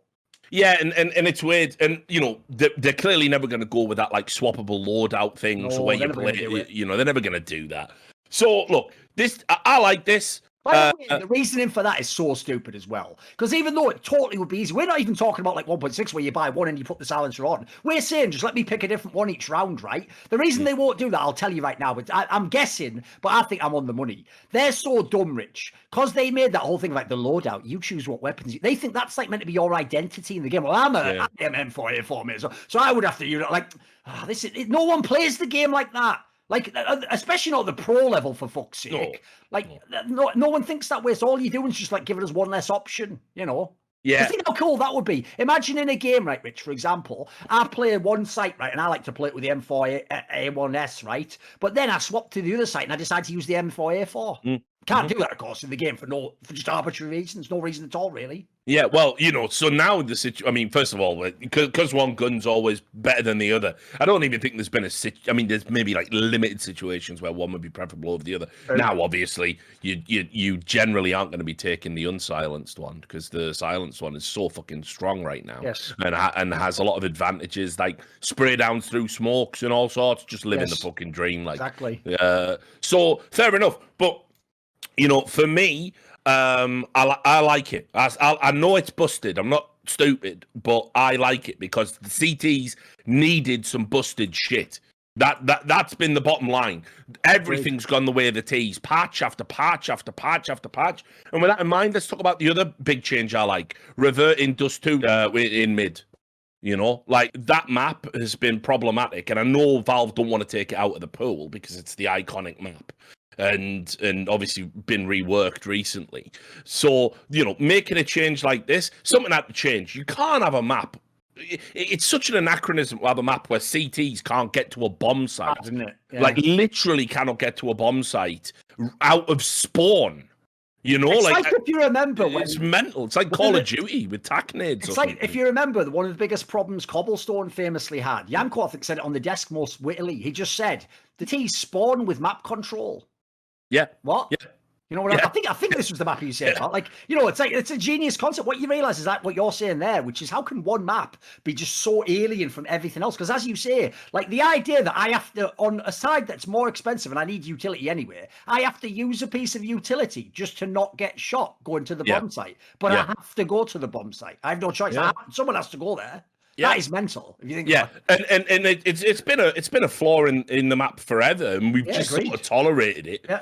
Because we like the AWP duels, don't we, in mid, and but it's been an unacceptable imbalance for a real long period of time, and unfortunately, it's more acutely felt when you have a really strong T-sided meta like we have at the moment. So this change I really like as well.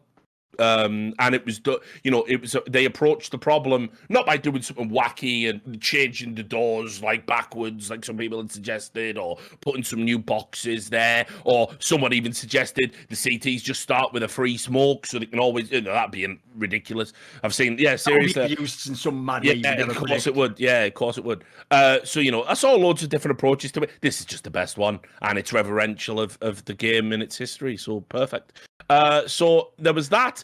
I'm trying to think what the other big change was. Obviously, the utility is the other one worth talking about.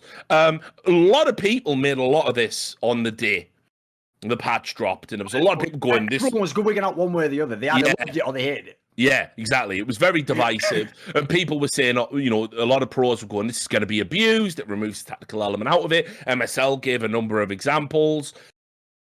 I think in reality, this is just going to help CTs a little bit.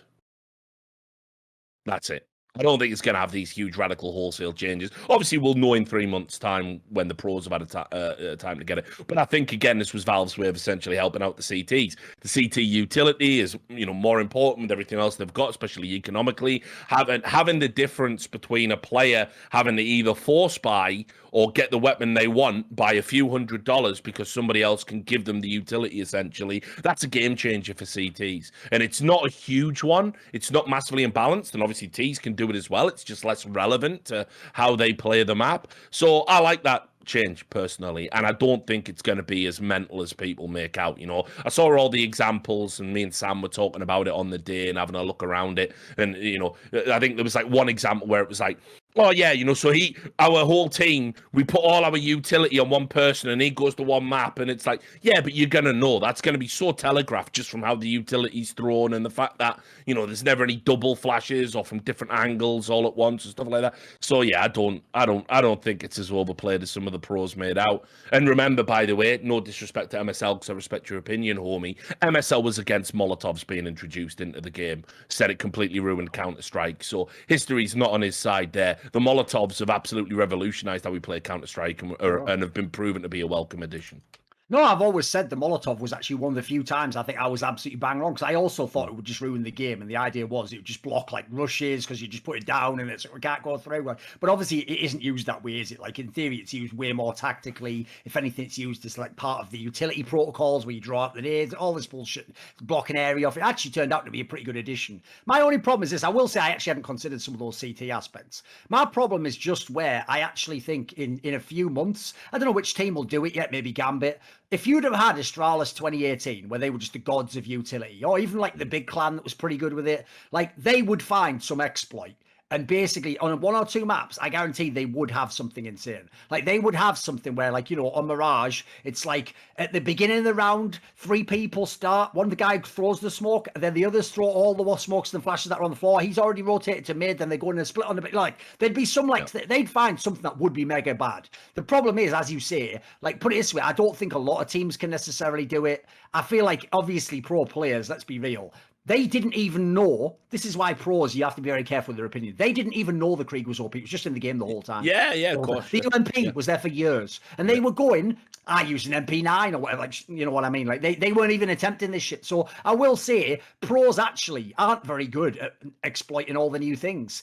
The best ones are, as I pointed out, the absolute cutting edge people, the ones who do all the tactics stuff, they will go in a server for 4 hours and throw shit and find something God's here. The average pro, for real, he'll just basically watch their demo and take one lineup that they did that was nice and can't even remember the rest. I've always said there's a mad detail. Because in the game of CSGO, a lot of fans, you know, they used to love all those sites where you could click on every smoke and flash and see all the lineups. Yeah. The joke is, if we'd have had that back in 2015, pros would have been alt-tabbing and clicking that, mate. Loads of pros didn't know the smokes. There'd be 1 or 2 on each team who was a genius, like Neo, who spent 1 million hours. Then there'd just be some fucker like Pasha with like, you just run in with the alt, mate, don't even worry about it. You know what I mean? Like they didn't know all they want. So fans always definitely, the nerds, overrated how much pros did this stuff. So I don't think it'll be totally abused. I just think there might be some key cases, and obviously my main worry right now is, God forbid, Olaf boost style, some fucker finds one for this major and then they just pull it out at exactly the right time, like that instance. That's the nightmare fuel, you know. Yeah, of course. I mean, look, I think overall, you know, that's a real good point. In fact, I even know from talking, and I won't say who, but obviously I know a very good IGL, and I'm quite close to him, and we've talked from time to time. Man, this is way back, and I remember he had some new team join, like highly touted young players were joining the roster, and it was meant to be transformative.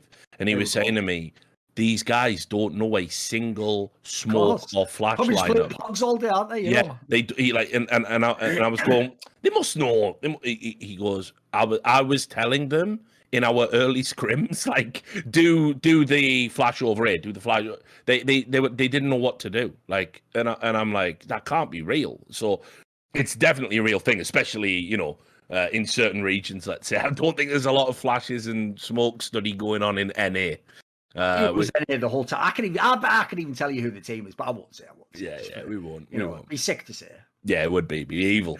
So anyway, yeah, I mean, look, I agree. I think this is going to be something that's going to give the very best tactical minds a lot to play with and chew over. But my final point is, to do this before an RMR is shit. And to do this before a major, honestly, is shit. What I would have done if I was Valve, right? So obviously they would never do this, because if I can conceive of it, and I'm you made a mistake by saying it. Now you've almost forced their hand. But what if? It's what like if double something? You know, it's like if I do something good at Flashpoint, it just has to be bad. No matter even how objectively good it is, it must be bad. So we fucked it now, haven't we? Just given a good idea away, and that, you know. So what I would have done here is, because everyone was worried, I would have teased the operation going into the RMR. I would have done what a normal games development company does. Done some, they're teasing the Riot Shield, you know, because that would have made everyone fucking go nuts. It would have gone mental, yeah. Yeah, they're not putting in the game. And so you would have had loads of social media engagement. Yeah, exactly. So you just tease a little bit of the content and the theme and what soldiers are going to be in, what soldiers are going to be honoured in the game. And you say it is going to be released the day after the major finishes. And so essentially the major becomes like a farewell to the patch, a farewell to the meta. We see who was the best on that patch, and then bam, here's a new patch. start over again. And that's what I would have done. And I think that would have made a lot more sense cohesively. And it would have maintained competitive integrity, which, as people might know by now, is very, very dear to my heart. So yeah, I'd forgotten that detail because I remember I don't care about skins. I don't care about any background detail in the games. I view games as just an engine, like a kit that I can play with and do certain things with. So, mate, that actually tilts me that you've reminded me of that. I keep forgetting that in CS they try to put like real historical lore of the people, and they try to act like it's actually game lore. Like, you know that shit when people have played like 8 years of World of Warcraft and you thought they were a normal person, and they start posting like an Instagram post with like a description where they're like fucking crying over like, I don't know, Sylvanas, the only character I know from that game. They're almost like crying as though the nostalgia is like as though that was like their relative and that actually happened to them, not some shit lore in a game that they tangentially played. Like, mate, it's my respect levels just go so down. I'm just like that Skinner meme, like pathetic. That's how I feel when they're getting into it. Fandoms are weird, mate. They're a weird thing. I just avoid them. They're never good. Even like you say, unfortunately, a lot of the people we know, we don't realize esports. We don't realize they are in a fandom essentially because we see them as, these excellent purveyors of a skilled job or whatever it is. But obviously, they started out just the same as all the other people in that fandom, and therefore it's still a core part of their personality. But anyway, thumbs up for the update from me. 2 thumbs up, I might even go to say. Timing sucks. I would have done it the day after the major. Perfect time, exactly. Yeah, and I think like moving forward, hopefully, because I know Valve, God help them, do occasionally check in and watch this podcast. Duncan doesn't speak for me. Valve, what you should do is, this is a really good idea, and if you do this, I get all the credit. I think you should only ever release updates on every other day except the day after the major. You see what I did there? Enjoy. Yeah, nice. Checkmate. Checkmate, atheists. But yeah, I mean, one thing I would do is like, I know Valve can't do this because they have their own sense of timing. But patches should be in line with RMRs and majors, and at the bare minimum, because it preserves competitive integrity, and you get to say goodbye. Hey, Navi were the king of that meta. Exactly. Astralis were the king of that meta, and who was abusing this meta? It just creates narrative cohesion and expectation management, which most companies should want to be on board with. One last story, and then we'll get into viewer questions. I had to talk about this one. Sad news. I don't know where you're going on this one. I want to see what this is. It's sad news. This is going to be something ridiculous, I know already. Very sad. I forgot about this. I actually forgot, even though I tweeted about it myself, Yeah, exactly. There you go. That's just how forgettable the fucking team was. I forgot they existed. Sad news. Obviously, after a really good run, in particular at one CIS RMR event, for the second time, Akuma have disbanded. Akuma are throwing in the towel. It's the thing. They've done it thematically, though, because when they were watching the monitor, they were always looking up and to the left. Well, what happened was they went up briefly and then they left. Yeah, perfect. So, listen, Jimmy Carr, I'm coming for your job. Yeah, just the tax evasion bit. I know. But anyway, so they've disbanded, and for those By the way, my new favourite CEO in esports is this guy. Because he's just it's beyond parody. Like, when he did that thing where he goes, I only have a bit on all the other teams.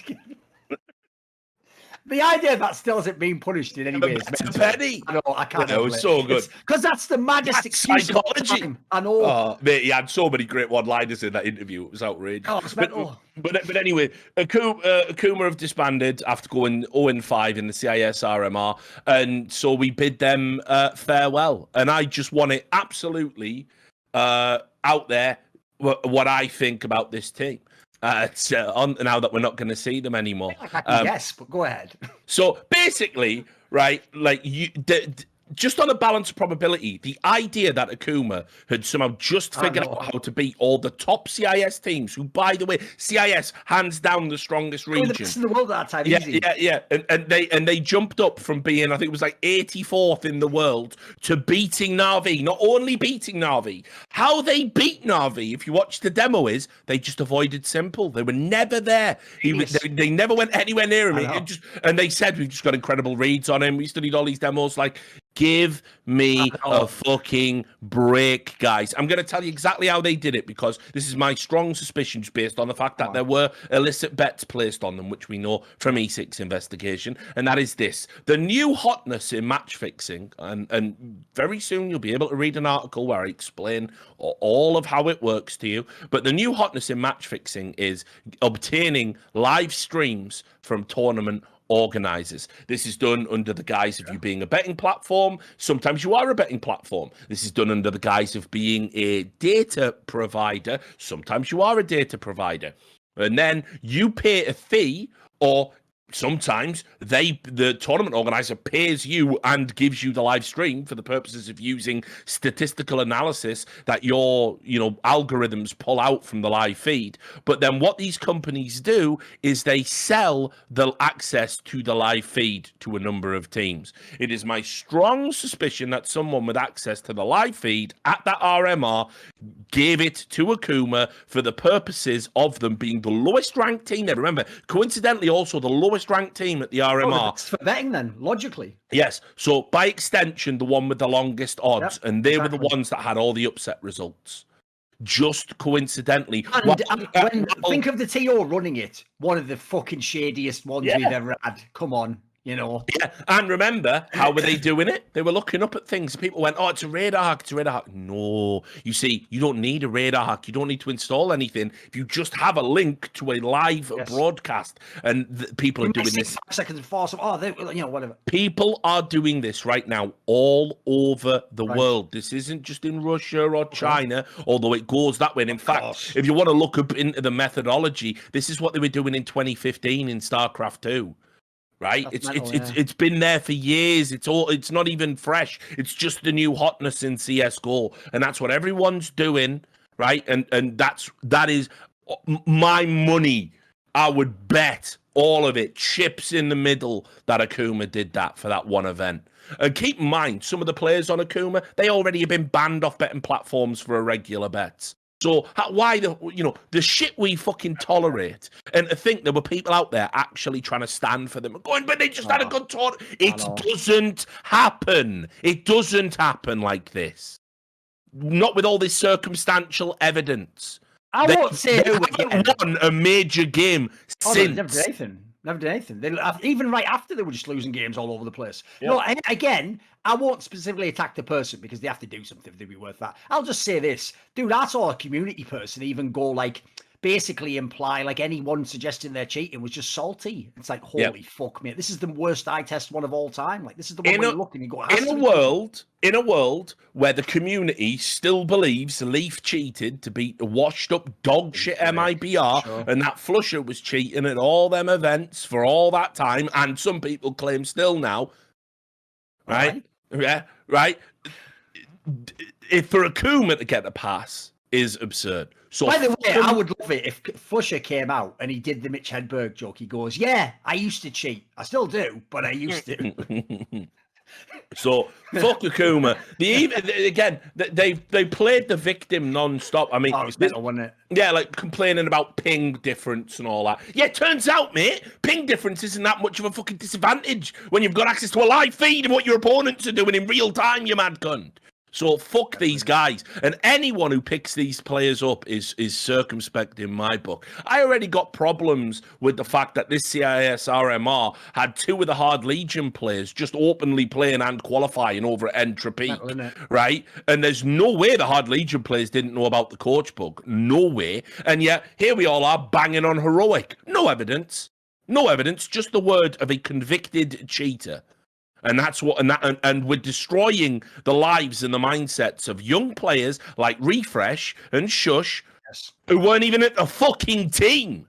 Yeah, go watch the 4 Horsemen episode if you want to know more about that case. And that was the segue I was going to do. If you want to learn more about that, we have our own show we did about it with Monty, and Davey joined us. He was the 4th Horseman for this time around. You can find that in the Insight on Esports channel. I strongly recommend you watch it. I do drop a load of new information. Let's just do the viewer questions. If you pay $50 or more on our Patreon, you can ask any question and we'll answer it, preferably not ones about dinosaurs if possible. But whatever, your money. I wasn't here for that one. That was the Anders one, wasn't it?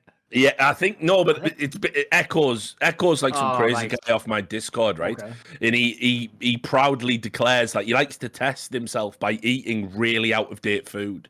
This is his thing, and so he'll just post like just eating some eggs 28 days out of date. Like, why though? Why though? He just does. He's mental, but then he likes dinosaurs for obvious. Probably got brain damage from all that dodgy food he's been eating, and so Anyway, Carve. Both of these guys had success early in their careers. This one specifically aimed at me. You won't even get. No, you won't get the reference. Actually. No, but he was just as bag of fucking he does. questions than me. The audience will appreciate it. Both of these guys had success early in their careers and suddenly found themselves with a huge following. In no time at all, they were the top of the ladder and wielded power across their domain with absolute authority. Masters of obfuscating the truth. To many, they seemed like perfectly reasonable human beings on the surface, but the cult of personality was always there working hard in the background. Sadly for both, they didn't really grasp the economics of modern life and relied heavily on the spending power of other people's money to fund their vision. A series of financial irregularities and incompetent appointments to positions of power, ultimately setting them both on a course to prospective ruin. Despite wanting to give it back to you, the people, in the end, they became the very elites they despised so much at the beginning of their journey. So my question is, who had the better beard, Castro or Hastro? Now, you see, this is a reference to my Football Manager streams where I was manager of Gateshead, Duncan. Okay. And I play Football Manager in role play. Right, I have a Cuban alter ego who he's half Cuban, half Welsh, and he manages football teams, and he's like the titular Castro. He's a dictator, but he's flamboyant and exuberant. And so I was managing Gateshead, and I basically we were getting promoted because my tactics and my players were so good. And I was like the charismatic guy. They would all go to war for me, like 2-0 down at half time. I'll come in, I'm flinging bottles around, losing my shit. But they would go, we'd win 3-2. We got promoted in subsequent seasons. But Gateshead's dog shit football club is fucking tiny. Course, yeah. So basically what happened was I was just running up all this, like we were crippled in debt. I had zero money. I could only get players on free transfers and stuff, right? And basically we were suddenly in like the fucking Division 1 trying to compete with a squad that had been in the fucking Valderrama, the Vanarama Conference. So I just lost my mind. I was just going like, I don't even want to be here anymore. It's fucking garbage. Like you can't even get any players. But I did I led the club to glory and ruined its prospective future, which is just like sort of Hastro really with envy. So I do get the parallels. By the way, I'll just say as well, we were talking before, like I still can't get over that thing where it's just like, the best dog maybe ever. It's like, oh, mate, I know it's bad. No cap. I know. To say no cap, especially when you're like, what, aren't you 42? Come on, careful. Don't say no cap, please. Like the entire COD industry is just people going like, "Hello, fellow kids." Like it's just that meme over and over again. Even Nadeshot at this point in time is a boomer, isn't he? Like 30 years old or something. Like, and he's still basically like flossing like he's fucking 18 or something. I know. It's wild. What is he doing? I know. I don't know. The Bear says, "Do you think philosophers are different than literary critics?" I can't even talk. Critics. Question. Yeah, I know. Yeah, I mean, because my gut feeling is immediately yes. Yeah. Hang on. He said, for example, to look at Bakhtin devoid of philosophy would be pretty hard, even though his contributions were just literary criticism. This is so obscure a question. Like I'm sort of mind blown. I mean, I don't even think I've read any. Well, actually, you know what? Here's what I will say. Some of my favourite writing, actually, of Christopher Hitchens is when he does, like, reviews of plays and fucking books and literature. And I have to say, he's so good as a writer. Sometimes I haven't even read the book he's reviewing, and I'm just like, actually, it's really interesting. Because essentially, I'll actually sort of agree with the guy here. Basically, Christopher Hitchens, he's one of those guys. He's a good version of what they do at IGN and Kotaku nowadays. You know what they do at those site switches? They go, well, I really want to talk about the Biden administration and actually the rise of, like, nationalism. but I've been assigned to review fucking Fallout Mario 3. Kart. You know what I mean? You know, and then they just crowbar it in. The difference is he was doing that with those things. He was going like, right, I'm going to review this, like, you know, this new piece of literature. But in doing so, I'm actually going to tell you the entire, like, Renaissance period enlightenment of human civilization and why that changed man's thoughts. And that's what is represented thematically in this way. So essentially, I guess there is some philosophy if you're really high level, basically. Like, obviously, we're not talking about some cunt who does the newspaper review. If you're a really high level guy, in a sense, you are talking about ideas, which is what you're reviewing. Because as I will say, the idea of reviews, even for movies, I think it's still ridiculous. Movies, books,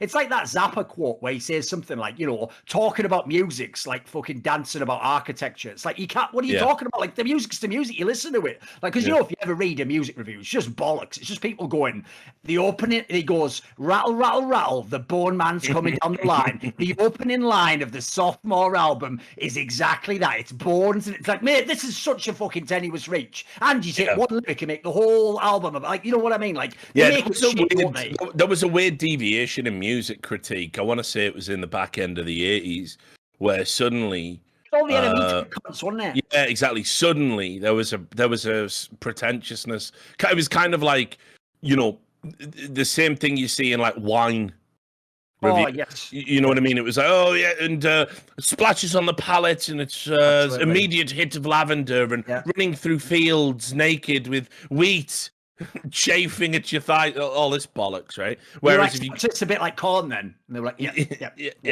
If you go and look at sort of 60s and 70s music reviews, there wasn't that like pretentiousness around it. It was very sort of matter of fact, and they would talk about, you know, the more technical aspects, the sound aspects, the lyrical aspects. It was sort of like. It was more focused on the technicality more than trying to with a tool that no one really truly wields it to its full potential, and that's language. You're trying to pluck a very ephemeral idea out of thin air and describe it with a tool that's woefully inadequate to do so with words. Because, like you say, music it transcends anything you can say about it, right? So.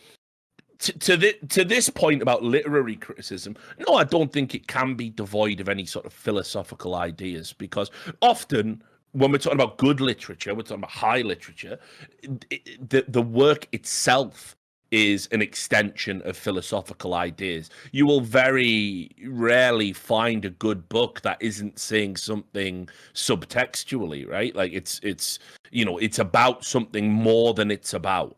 And usually the narrative is just a framing device for the ideas around it. And that's what all the best literature is. I mean, by the way, that's what we're going to have to go back to. Because since in the modern day, you cannot say the exact thing. You can't say this specific person is a dictator, even though they're elected or whatever. This particular thing is totally wrong. That kind of criticism isn't allowed culturally. So I believe we're going to go back to the age, basically, where everything will have to be disguised as a novel. Like, you'll have to express that idea as like a future sci-fi concept or a fantasy concept, and you'll just be saying stuff about current day, but you'll have to hide it. You'll have to dress it up. I think that's what we're going to go back to, mate. But yeah, to answer this chap's question, which is it's the most highbrow question I think we've ever been asked on By the Numbers. I agree. I think you need to understand that even within criticism, there are levels to criticism. And very often critics are not high-minded people, they talk about the most base surface level of assessment, which is how did it make me feel? How good do I think it is on a very specific technical level? And often they're not even equipped to answer those questions. They can simply share their surface opinions. You know, one of the problems we've had in what we do, the games industry, is this stupid back and forth that's emerged, which is completely disingenuous on both sides, that games aren't art and can't be art, which is completely ridiculous. Yeah, I hate him. And then on the other side, all games are like these incredible, fanciful, artistic things, and you must seek subtext in everything. There's a subtext and a meta narrative about every game. What's Mario Kart saying about the American Italian workforce, and stuff like this. And it's like, no, he is just a plumber who goes down pipes. Like, it's not that fucking deep, So I think there are certainly critics that have the intellectual capacity to talk about philosophy and understand when presented with something that alludes to philosophical ideas. But obviously, most critics simply can go, I read the book and the book was good. I liked it. Another masterclass from J.K. Rowling, Yes. whatever it is. And those people aren't engaging in a broader aspect. Unfortunately, you'll never know which critics are the sort of genuine, intelligent ones that can think competently about something and which ones are the posers, because the world of criticism in general is drenched in pretension, because a critic has to be better than the thing they are critiquing and the audience that are reading their critique, or it all falls apart. The facade breaks up. So I don't know if that answers your question, but I look forward to more from you, the Bear. Thanks very much. Watch Doge.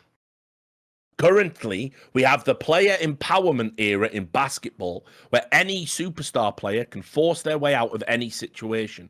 On the flip side, Aaron Rodgers, if you put this, Aaron Rodgers, the GOAT, fuck up, can't even force a trade out of Green Bay. Where do the major esports games lie on this scale in terms of player empowerment, and what's your take in general? Mate, what's perfect about this is he doesn't know he probably doesn't follow League of Legends CSGO show. This is basically the entire fucking Carlos reckless thing of like, should he be allowed to go? Because basically, I agree. There's these two mental sides of the spectrum, which is in the NFL. There's this bizarre scenario where, actually the guy who, if people don't know, last season's MVP can't A, get any more help on his team, or B, leave the team. It's not possible somehow. I don't know how I do. He's just locked into a contract. He did sign that contract. That's just what.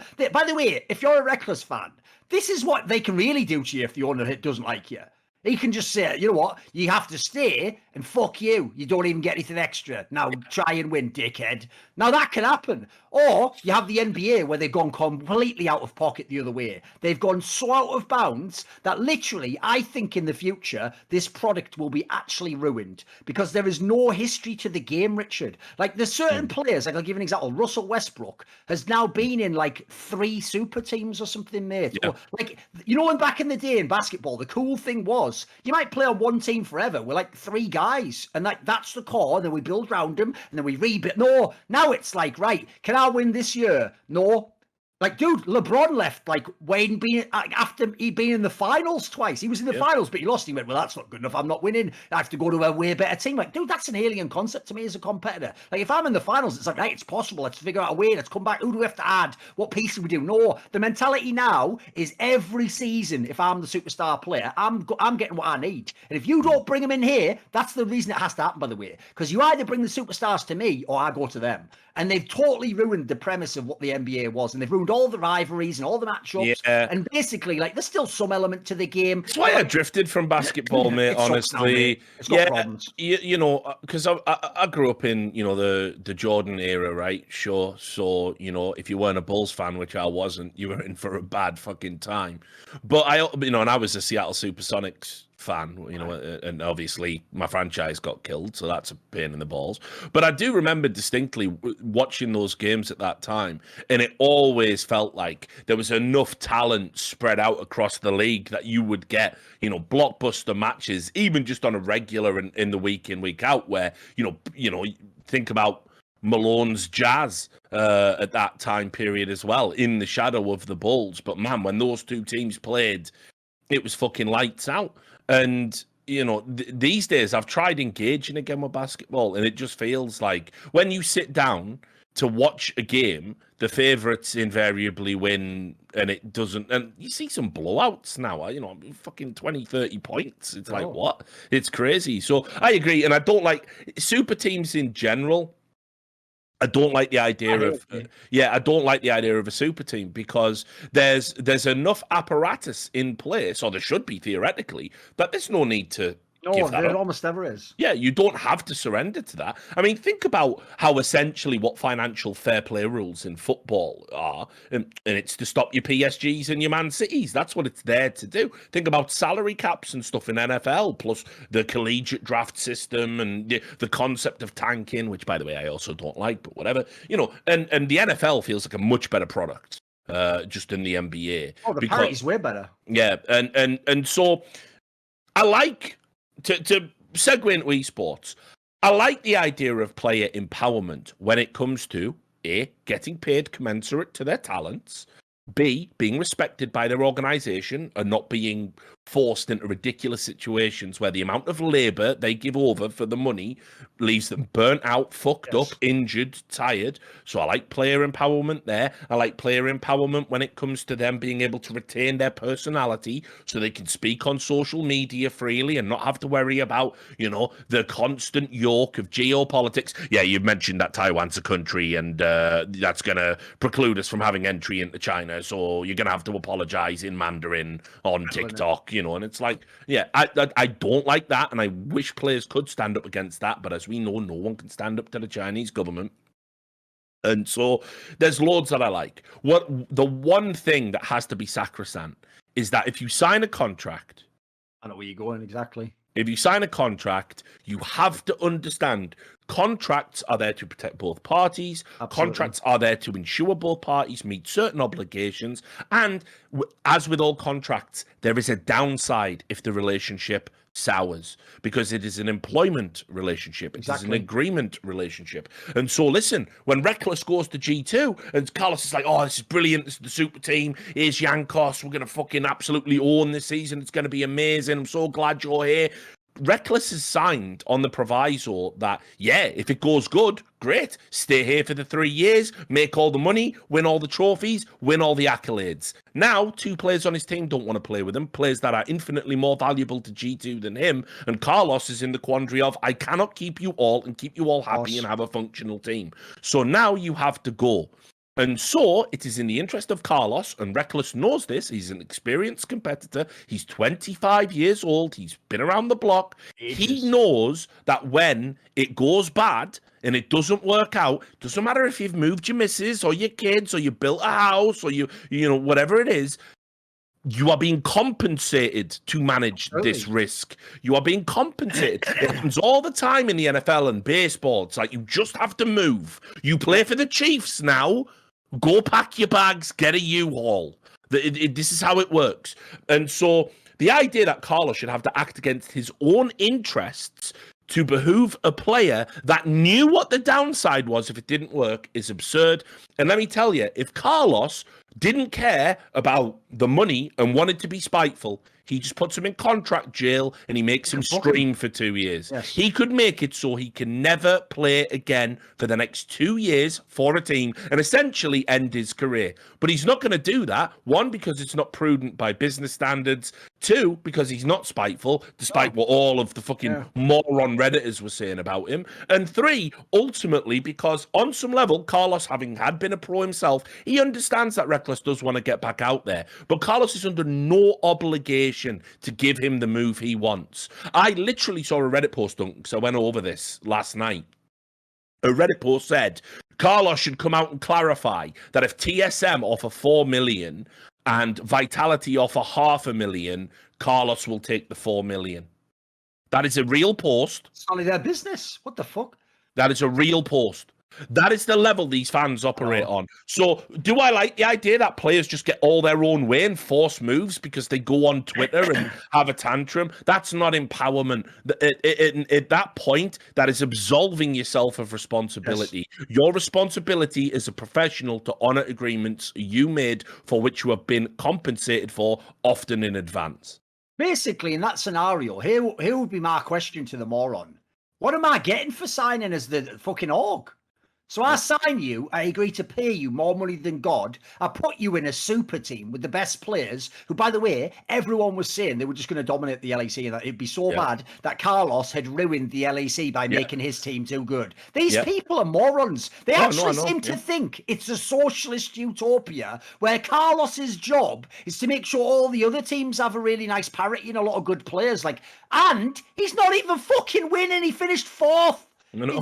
He's not even at Worlds, you dickhead. He's not even now allowed to try and tilt things. Hey, if you don't get it right, there's only one person Carlos needs to answer to. He's called Carlos. That's it. He doesn't have to fucking help Sam Matthews. He doesn't have to help this other team. He can ask for whatever he wants. He can sell for whatever he wants. Like, it's just ridiculous because what they're doing basically is this isn't football in 1989. You've got the Bosman ruling, you dickhead. If he wants to do all this, Perks as well. Perks, by the way, could have just basically not re-signed and then just been a free agent and gone, see you, dickhead, I'm going to your rival for any money and you don't even get any money and I get a massive signing bonus. I'll get the signing bonus instead of your transfer fee. He didn't do that. He chose to re-sign because he gambled on G2. And in the end, G2 had to sell him, right? In that scenario, there already exists free agency. It's why the NBA is ruined, because they just free agents go wherever they want and play God. So what you're now saying is, why don't we just make the free agency aspect also apply during every year of your contract while it's active? How can I possibly build a team? How can I possibly do anything? And I personally think, by the way, I know this is the most unpopular take of all, because Carlos himself,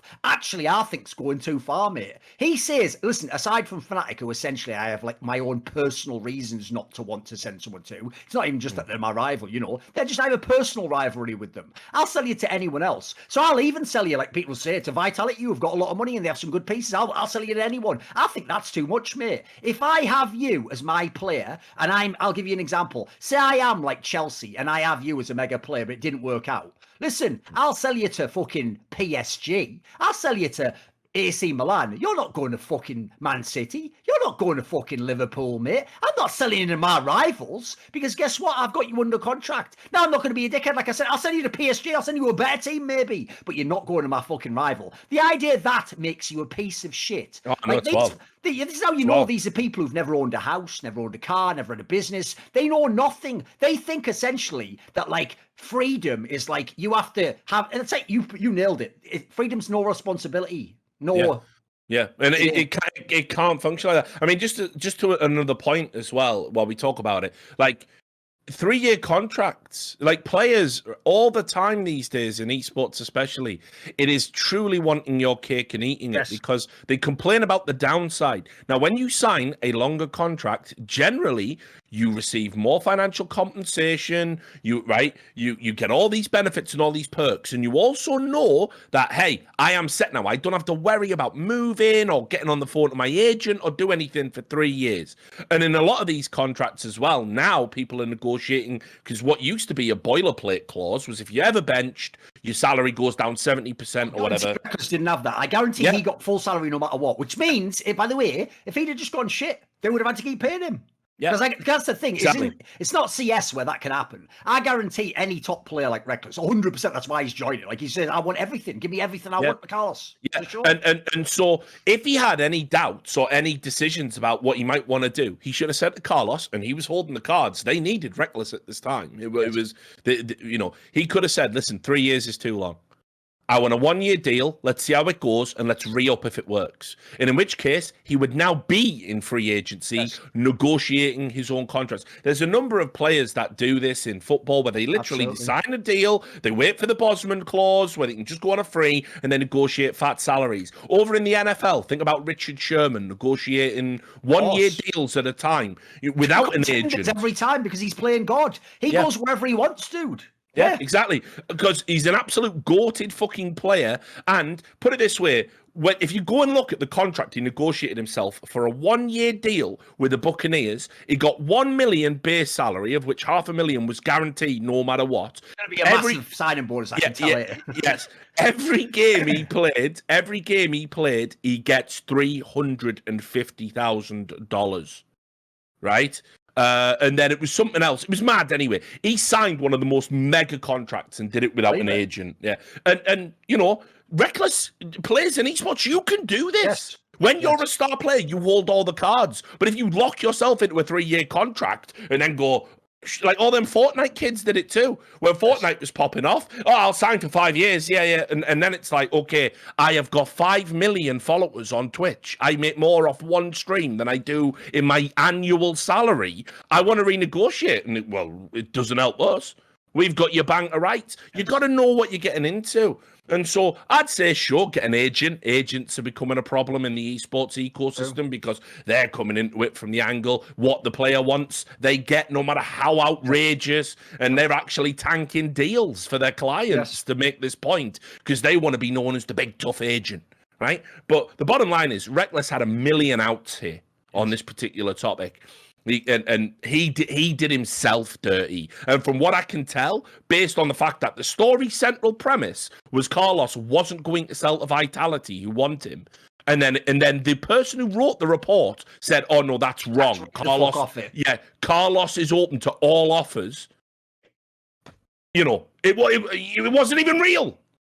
So yeah, I think, put it this way, I don't want it to go as far as the NBA. For all the reasons Duncan said. I think we're in just about the right spot now, although I would go a little bit back the other way and say you've signed a fucking contract. Yes. Like, I heard one thing, by the way, I'll just throw out there. I didn't notice myself, actually. I had the GM reach out and tell me this. He told me, because obviously the LEC contracts are under German law, because it's in Germany. Apparently in Germany, there is some sort of like a clause that you have to put in contracts that says the player on some level has to like consent to where he goes or something. Because the Germans are just like that, you know. But I do personally, listen, it's like Monty said the other day on Four Horsemen. Personally, I think that sports and esports should be hyper-capitalism. It is the premise of like, because the whole premise, again, remember, I hold all the liability. I've bought this franchise for $1 billion, mate. And now I've invested all these hundreds of millions in your tech facilities, all play. And at the end, I don't even get to say who's in the fucking team and where they go. And I have to sell you to my rival so you can dick on me all day. What are you talking about? I'll very quickly say this.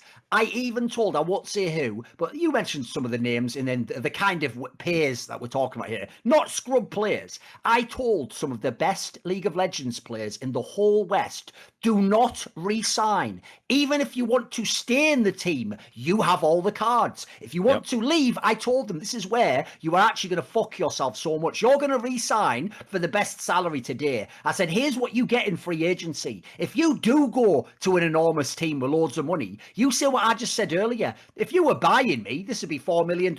Just give me $1 million signing bonus and I will join. I said, you become a millionaire when you sign the piece of paper. I said, you'll never get that chance in life again. Remember, your career's done in 5 years max. So I said, in that scenario, the joke is the game's rigged in your favor unless you sign. Unless you sign that contract. And they all sign it because they never get it. They always want what you know what it's predicated on? It's predicated on a complete that these people don't really believe they're champions. They don't even really believe they're doing what they're doing.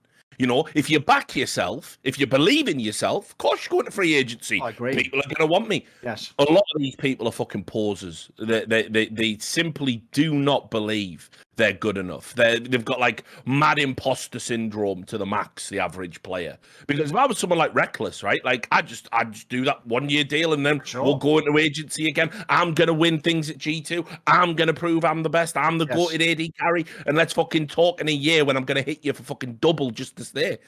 Why wouldn't you do that? Because you want the security. You think, oh, I'm 25. I'm getting old. Exactly. So nah, you played yourself, unfortunately. Rekovic asks, which of the following outlets has the least journalistic integrity and the worst ethics? Is it The Sun, Rolling Stone, Kotaku? It's a fucking hard list. This is hitting hard, isn't it? Fox News or The Score Esports? It's actually a joke question, but I'm gonna treat this one. I'm gonna try and answer this seriously. I want to figure this out. Let me think. Because I have to say, here's the problem. We're talking about levels. Like, listen, even though I do think, aside from the families, eventually people from Liverpool have to stop just going on about The Sun. Like, I'm sorry, it's so long ago now that, like... Well, you say that, but then we've only just got a fucking court ruling. Like, I mean, that was ridiculous in itself, the idea that took so long, I agree. But and the inquest or whatever. But my problem is this. Like, I'm sorry, if you know the way media outlets work, every media outlet's done scummy things, lied. Like, the current journalist who works for The Sun today, he wasn't the guy in 1980 somewhere. Like, was he? Come on. That's what I'm saying. That's unreasonable. Like, the guy who joins today, I'm sorry. Do you ascribe malice to ownership? Listen, the ownership is different. It's the same owners. But he's talking about the quality of the outlet. Sure. But I mean, obviously, as you know, Murdoch-owned media does Murdoch things, and what Murdoch wants to be published is what will be published, regardless of which editors they bring in.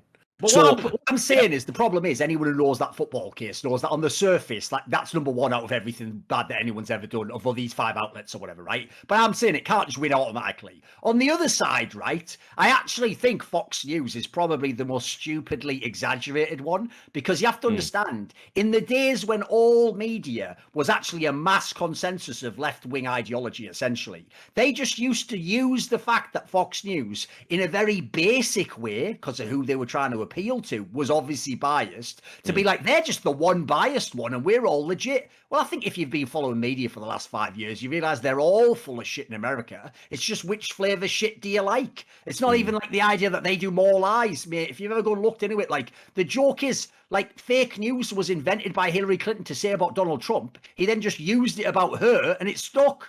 People were like, actually, yeah, she's full of shit too. So at that angle, like Fox News isn't even actually necessarily that crazy. What's mad is, of all the lists you're doing there, the score isn't even that bad because I think they're just incompetent. I think they're just fucking morons. Like they hire people who don't know. Yeah. Like, I actually think, no joke, in terms of ideological bent, Kotaku's got to be in contention with this. Listen, the Sun probably does win, let's be real. But like Kotaku's right up there. People don't get it.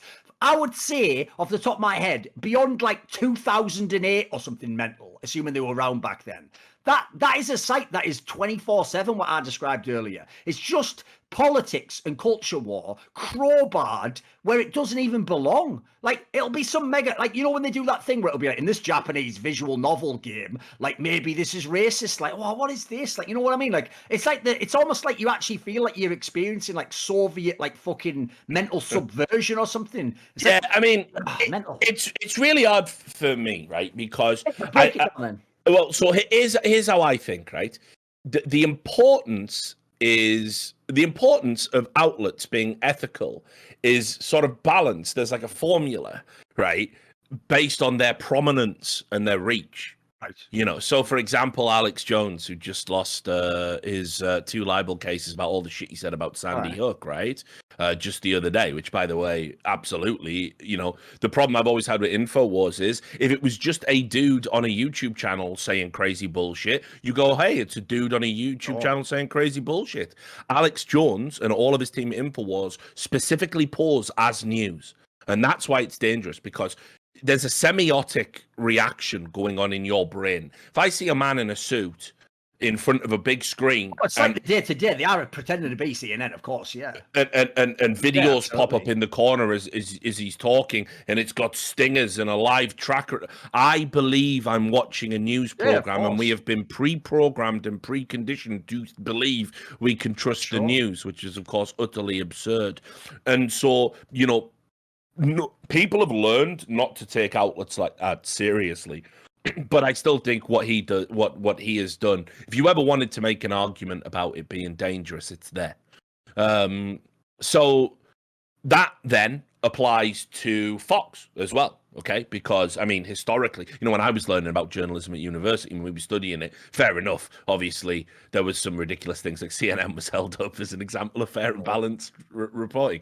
But you know, we focused a lot on Fox News, and I'll just say any network. I mean, forget the ethical component to it, where they're like a games development company, and the fact that they've covered up sexual assaults and paid women off and bought their silence, or the Roger Ailes scandal and all of that. Any network that employs Sean Hannity, Glenn Beck, and fucking Bill O'Reilly, like, fuck you. These people are garbage. They're human garbage, and they have no respect for journalistic ethics or integrity. They're as bad as it gets in the pool. They might be entertaining. Go and run a Howard Stern-esque radio show. Be a shock jock. Do that.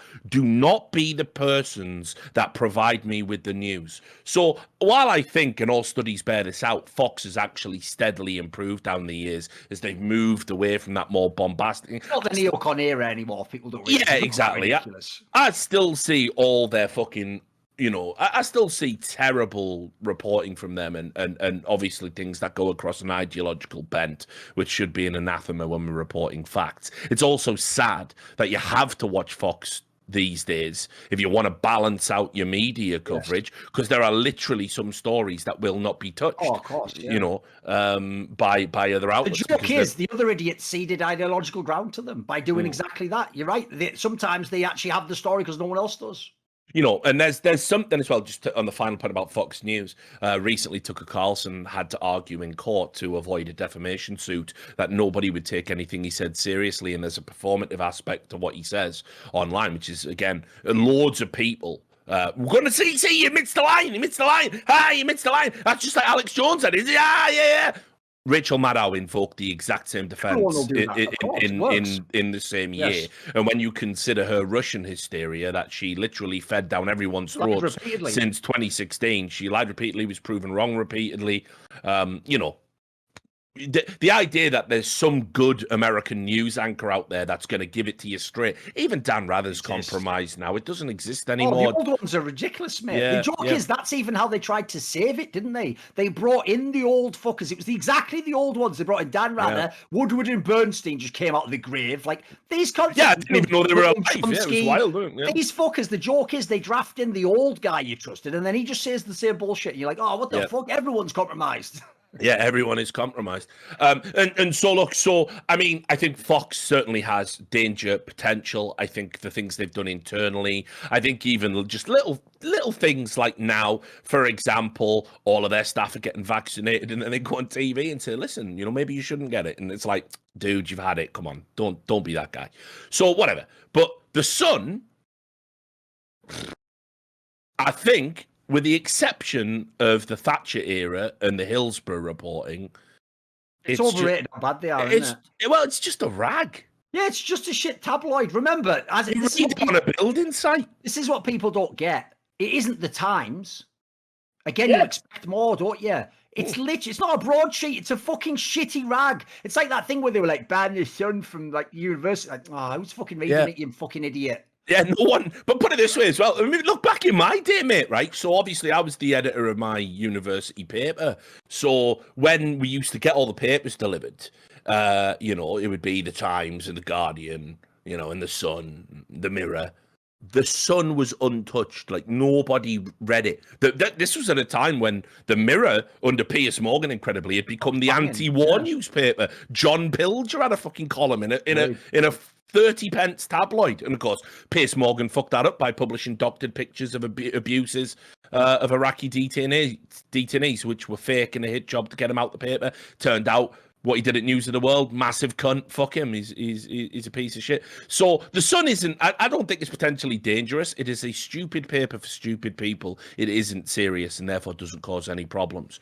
To jump into Kotaku, I mean, Kotaku, like you say, they only write one story. They write one story repackaged and repurposed over and over again.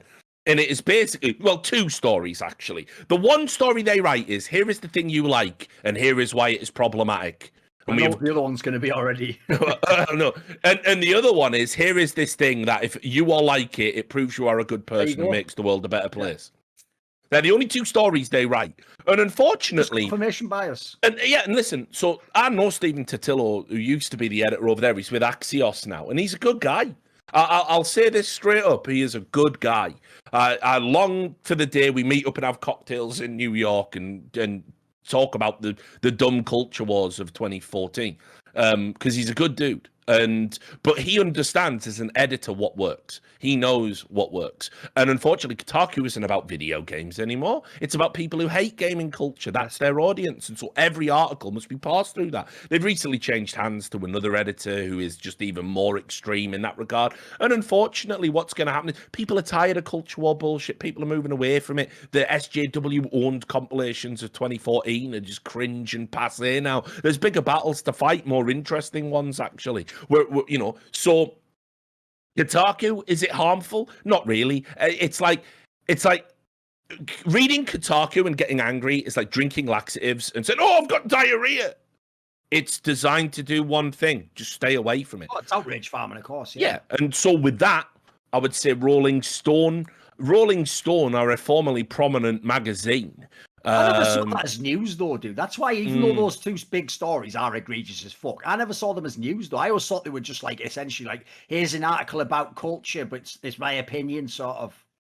Like Rolling Stone was a real like huge cultural landmark. I mean, it basically took what Playboy used to do and just cranked Yes, it up to exactly. 11, which is you bring in all the best minds, all the best thinkers, the iconoclasts, and you just give them the pages. You Yes. write what you want, say what you want. We're on the cutting edge. We embed our journalists who go around with the bands in the background and, Lester Bangs type coverage. And here's Hunter S. Thompson. It was a hell of a magazine in its heyday. And Jan Wenner can take a lot of credit for that. Unfortunately, as they started to pivot to becoming more like a Mother Jones kind of publication in the digital era, what they started to do was they started to do investigative journalism and address these social issues, which is fine, and don't have any issues with that when it's done right. But unfortunately, Rolling Stone fell down on a number of areas. Editorial standards are dog shit, mate. Yeah, and the most, I think it was the Duke lacrosse team rape allegations, which all turned out to be fake and were done on one source who refused to be named or even interviewed or cross-examined and couldn't even get basic details of their alleged story correct. And yet this was deemed to be worthy of running because of the topic it addressed. Well, no, facts absolutely have to matter. Yes. The good cause. Doing it for the cause is how you will always slip up and become the thing you hate. You must always assess, is this still within the ethical bounds? And so Rolling Stone has ruined a number of lives recently, and they continue to publish garbage stuff. We had the horse paste overdoses story that I did a whole video about recently. But are they dangerous? Not really. So with all of that said, unfortunately, when you're talking about outlets with the least journalistic integrity and the worst ethics, it could conceivably be a Sun and it could conceivably be a Fox News. And the reason for that is the rest are discounted for not having the reach and not mattering and everybody knowing exactly what they are, while the others masquerade as sort of respectable publications, and have done grotesquely unethical things behind closed doors, such as lying for political ends, as the Sun did, or covering up abuse cases, such as Fox News did. So it's tough. The bottom line is, from that debate, all journalism is fucked. Yes. It's a dying art. Chingu, how did sports salary news come to be, and how would it affect esports if every player's salary news was public? I mean, the wild thing is, that's when I think this is why the Cloud9 thing tilted me. Because every dickhead that comes in the industry and makes a team or is sort of like an industry figure goes, I think we should just all reveal all the salaries, which I agree with. But then what happens is it only works if everyone does it once. Because if you all do it at once, then, for example, I can't be flamed for overpaying people in general if 4 other teams are overpaid. But the problem is, if you're Cloud9 and you are overpaying people, but you're the only one they know, and some dickhead doesn't know that, like, actually the best player in Fnatic got like 28,000 a year, a month, and he was in a team that couldn't do anything online. They don't know that, so they can't criticize him, but they will batter the fuck out of you for what you pay Esser tag. So unfortunately, I do feel as though, like, I wish it was like sports. I wish it was just a thing. I wish it was just a default that you knew how much it was. Because I'd even love that to be an element of the commentary. Like, did they do a good deal here? Like, the classic example is, I'll give you a classic one from the NBA. When Carmelo Anthony went from the Nuggets to the Knicks, because he forced the trade, they basically had to trade so many players to the fucking Nuggets that, like, it actually made the Nuggets half decent without a superstar because they had so many bloody players. Meanwhile, the Knicks basically didn't have enough players. So he'd actually shot himself in the foot. Like, he should have just waited and gone on, like, free agency, basically.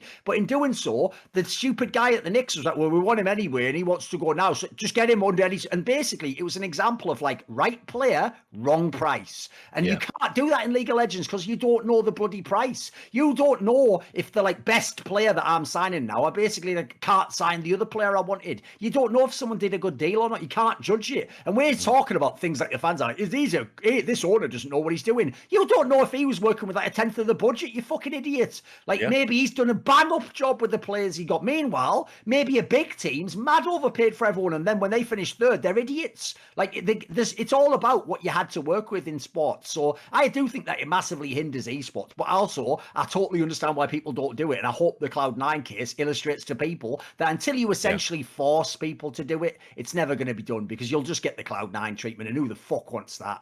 Yeah, I mean, in a hermetically sealed esports league, I think it should just be a matter of course. I agree. I think right, you know, the LCS and LEC and all of that. That's a perfect time to do it. Because, and like you say, how can I judge a value of a transfer without even knowing what we're paying the player, over how long, what the deal looks like, what's the total value of the deal relevant to the total value they contribute to the team? You need to know these things if you want to make an assessment. And also, it would definitely, first of all, it'd be better for players because they would know their relative value. This is another reason why players don't like it, by the way. No one wants to be the player that's paid the most publicly because you get the most shit. Yep. So players don't like that. And then obviously as well, there's players who are like, well, if everyone knows I'm paid the lowest in the league, I'll get memed on. Yeah, it also means you might be able to parlay that into more money in future. Yeah, exactly. But cry about the memes, I guess. I know. So you have players not buying into that, even though it would almost, for most people, improve their fortunes. And then the other aspect is, these VC-backed companies would not be able to justify some of the spending they do in private if it was publicly known. They would have to come out and explain, why are we paying this player fucking $300,000 a month or beyond? Why? Why are we doing that? You know, towards the end in the Flashpoint era, all of a sudden the fans themselves stopped buying the Nifty story and were like, why is Nifty in the team? If they'd have known what he got paid, mate, it would have been way worse. Oh, totally. Yeah. Yeah, exactly. You know, he wasn't on 2K a month, but that way. Yeah, you have to explain your spending. I mean, these people are spending other people's money, you know. So it's all fine and dandy if you want to do that, but yeah, there has to be some accountability, and unfortunately, there never is. So yeah, I think I would welcome it, but again, only relative to the league. Like in an open ecosystem like Dota, doesn't behoove anyone to know. No. You know, well, he's on 100 grand a week. He's on this. It doesn't really alter anything radically because, you know, people just go for the players that are going to get them to TI and maybe win a TI. That's it. So, anyway, Echo. There's only 2 more. All right. I know it's been a long show. Echo, since the current economy is so fucked, with the main issue being how easy it is to buy on T side and how hard it is on CT side, do you think there will be some merit to changing T side? Really, for a second, got lost there because he said the economy. I didn't know he was talking about CT. I thought he was talking about the world economy, and he said T side. I was like, fucking hell, where's this? My ears plugged up. Right, Middlesbrough. Yeah, what's going on? Yeah, exactly. Give me a break. Go on, keep going. Yeah. Do you think Grangetown should be? I know. Anyway, finally, the sort of topics I want to talk about. Right, let's go. Do you think there would be some merit to changing the T side to lose 2 steps of loss bonus each time they win a round, while CT only go down by only 1 step? Yeah, so this was another suggestion that was put out there. I don't mind this because basically it's more of a compromise between the two, isn't it? No, listen, no one wants to go back to the reset period where some idiot dickhead like on Envious just buys CZs, gets a bullshit set of kills on you, and now your economy's just fucked for half the game, and then fans don't understand the next 2 rounds aren't yours to play with. They go, why are you down in the game? It's still a 10-10 game, they can win. Like, no one wants that, but no one wants this where every game's 16-14. So I agree. Put it this way, I'd have to see how it played out, obviously, but I don't mind it as a move. It sounds like headed in the better direction. Again, when it's something as big as the economy, I want it to just be tweaking the dial a bit. Valve obviously just goes fucking 0-11, don't they? Yeah, I mean, listen, I don't hate that as a change. I just think in terms of understanding for newer players, it could be a little bit opaque, True. you know, but fuck those guys, fuck them kids, you know. So yeah, whatever. But no, I mean, I actually will be written on your gravestone. Yeah, well, yeah, with probably, you know, Michael Jordan's face as well, knowing me. So yeah, I think this is something that I'd like to see it experimented with, but by virtue of it being suggested, we know Valve will never do it. So good try. Jerky's Minion asks, is there a different gamer food other than Shin Ramen? Oh, that is by the way, it's not even joking. Obviously, that is what they all fucking eat in Korea. Of course they do. I mean, the obvious one to say would just be some guy. Like, listen, just if you know American LCS, mate. These LCS players, when I knew these guys were actual bombs, like people with just no taste, no class. It's like, here's the one thing, right? I took a while to get used to having money when I went from, like, you know, 10K to 30K to none of your fucking business, right? When I did that, it took a while to scale up. I didn't scale up appropriately. These guys, right, were literally on, I'm talking like 6 years ago, people were on 300K a year. and they were literally talking and like, I can't wait till the game's end so I can go to Chipotle. They were making Chipotle sound like it was fucking like high cuisine or something. And I went to America and had it. And if you know my feelings about Mexican food, I was like, it's just more sick of it's like someone had a really delicious meal, a risotto, and sicked it up. And they all put extra sauce. I bet you want fucking extra sauce. This is like when the fucking Elizabethans were just putting fucking spice on everything because all the meat was all rotten. It's fucking disgusting. I like Chipotle, but I will add, it's it's something to have in lieu of a burger, isn't it? Like it's not. Yeah. It's like the other thing Americans do. I'll never understand your culture. You know when they all brag about how much they love Taco Bell. And that they love that they have to shit themselves afterwards. Like, I know. What are you even talking about? I've never understood that. What are you even talking about? Why do you enjoy that part? I hate it when I have a really spicy curry the next day when it's fucking ripping through my ring piece. And I'm like, can it end so I can wipe? And even the wipe doesn't stop the burn. I have to get in the shower immediately. Probably mate. Too much information. Listen, that's been my last 2 days. That's been my last 2 days. So I've been in the hurt locker there, buddy. Wait, no, in this show, that part won't even be no. Like, also, by the way, I have a secret OnlyFans where anything you say that's even vaguely salacious, I upload the clips. So there's going to be some someone just fapping away. Oh, tell me more about wiping your ass, Darren. Tell me more. Does it? Oh, he's in the shower. I bet it burns. I'd love to rip through your piece. Enjoy that, mate. Cheers for the money. Right, last question. Ironically, it's BP 420. There we go. Which sports team has the worst fans? And this can be college or professional. Oh, fuck, because there's so many in sports, isn't there? Here's the problem. My problem is this. I cannot escape the baggage of my life, right? So depending on what period in your life you experienced it, it's going to be different, isn't it? So I will say, in the modern day, like, listen, in the modern day, there's a lot of contenders. Pats fans are obvious ones. They're right up there. Probably Lakers fans in the fucking NBA. But here's the problem. Just because of my own life experience, this isn't even going to make any sense to modern day people, Rich. They're going to go, that's a boomer take. I cannot, to this day, ever fucking abide Man United fans, because when I was a boy, they were winning every single title, well, except that fucking one that fucking Shearer took with Blackburn and then fucking left immediately. But basically, they were winning every year, and so these fucking dickhead kids would try and gaslight me all the time. Rich. Listen, the one thing you have to give me as a Liverpool fan is we have some brilliant Maverick players. Steve McManaman's the shit, isn't he? Fucking Robbie Fowler's really good. Listen, we're not saying we're the best team, but you can't take that from us. No, I had to listen my whole time to them telling me every Man United player is better than Steven Gerrard. Every fucking midfielder they ever signed, they won the title, so they like, I can't handle it. That basically, Man United fans, they were the ultimate glory supporting team in the era when glory support was effectively invented.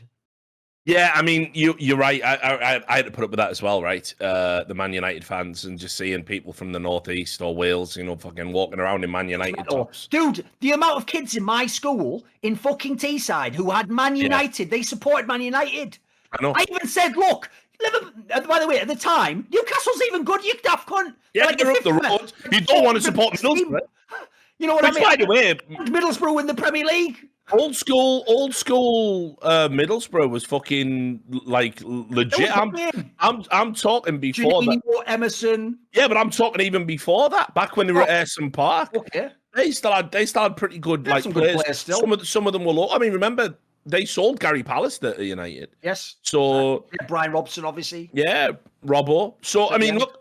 It blew my mind. It blew my mind that there were so many people who just like Man United are the best, and we all and the way they would come in smug of a Saturday after having a 95th minute penalty for the umpteenth fucking time because Fergie had all the refs fucking. Fergie was totally real, man. I hated it. Of course it was. Because at the end of the game, you're just waiting for how you're going to be robbed, aren't you? You're just like, how's the right? Well, we're an aspect to it is that the teams never gave up. Another aspect was if there was anything that was a 50-50 judgment call, call.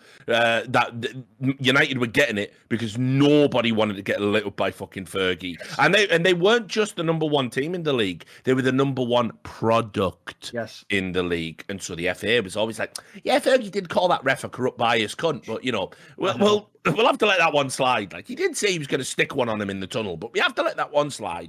It's all good. Tempers were frayed. And, I only ever saw Wenger get dispensation like that. Every other manager just had to go peck shit with their hands.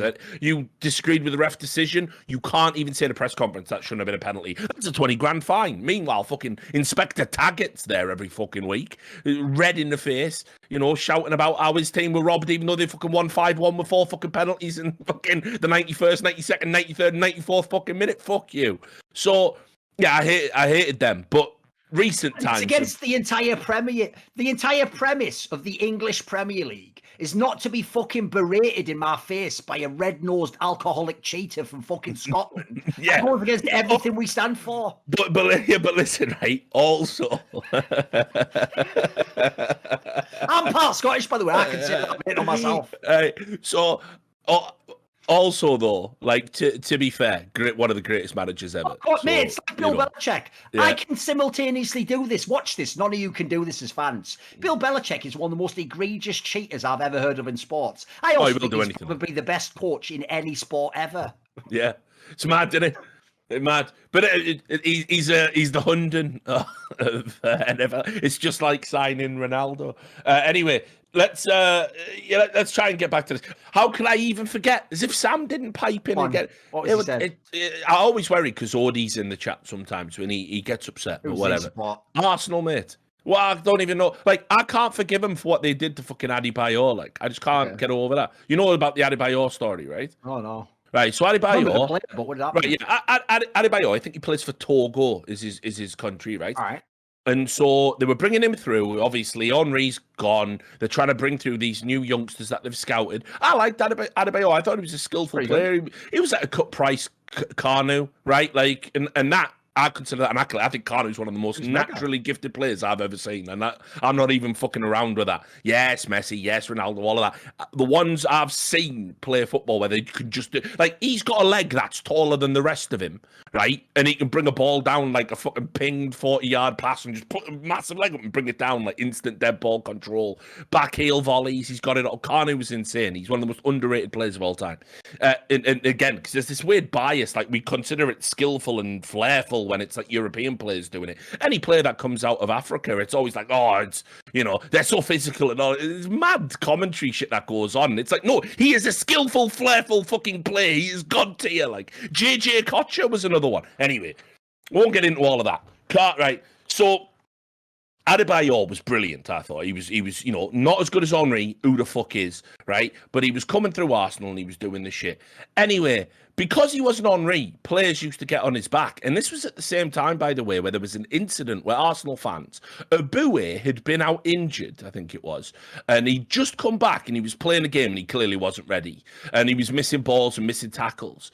And he was really struggling. And they were booing him, his own fans. They were booing him on his return game from injury. And after 20 minutes, after coming on as a substitute, he got substituted off again. That's how their fans treat people coming back from injury.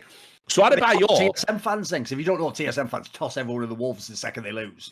Yeah. So Adebayor, right, got so much fucking shit for just not being Henry. Every time he missed an open goal or an easy chance or a sitter or, didn't hit the target, fans were getting on his back and it was getting really, really fucking bad. Really bad. Anyway, he goes away to the Africa Cup of Nations, right, to play for Togo.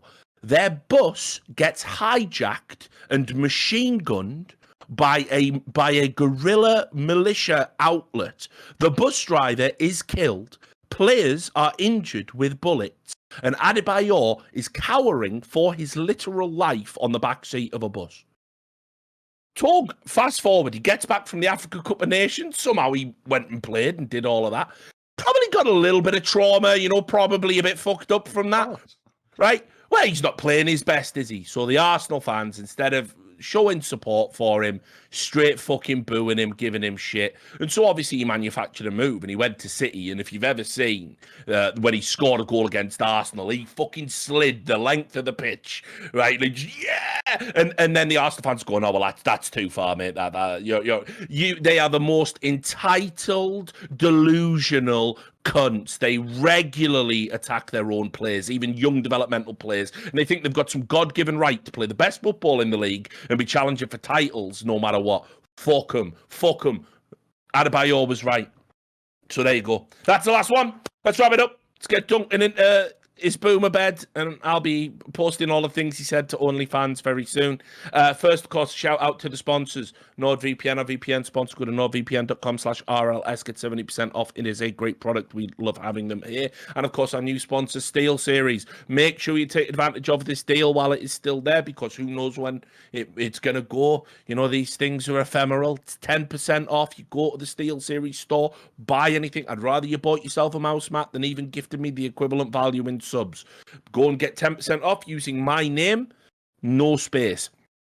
And obviously, a shout out to all of our patrons. Our $100 patrons, Jerky's Minion, Benakagi, Carv, Cathal, Chris, J-Dubs, Marcus Kiumpa, Tobias Bernasconi, and Will the Weed Wrangler. And our $50 patrons, Adam Ox, Alex C, A Rammer, BP420, Can of Pasito, CMAC1991, Dancer Master, Echo, Thursok, Frankie, Goody Woody, Gerhan Kaya, J Ray, Judas, Miss Alcoholic, Nolan, Atarian, Rekovic on Steam, Sard Sawar, The Bear, BTC Cash Podcast, Tim Frost, Lonnie, Watch Doge, Zumba, and Zarathenia. That was By the Numbers. We'll see you sometime next week. And until then, take care of yourselves.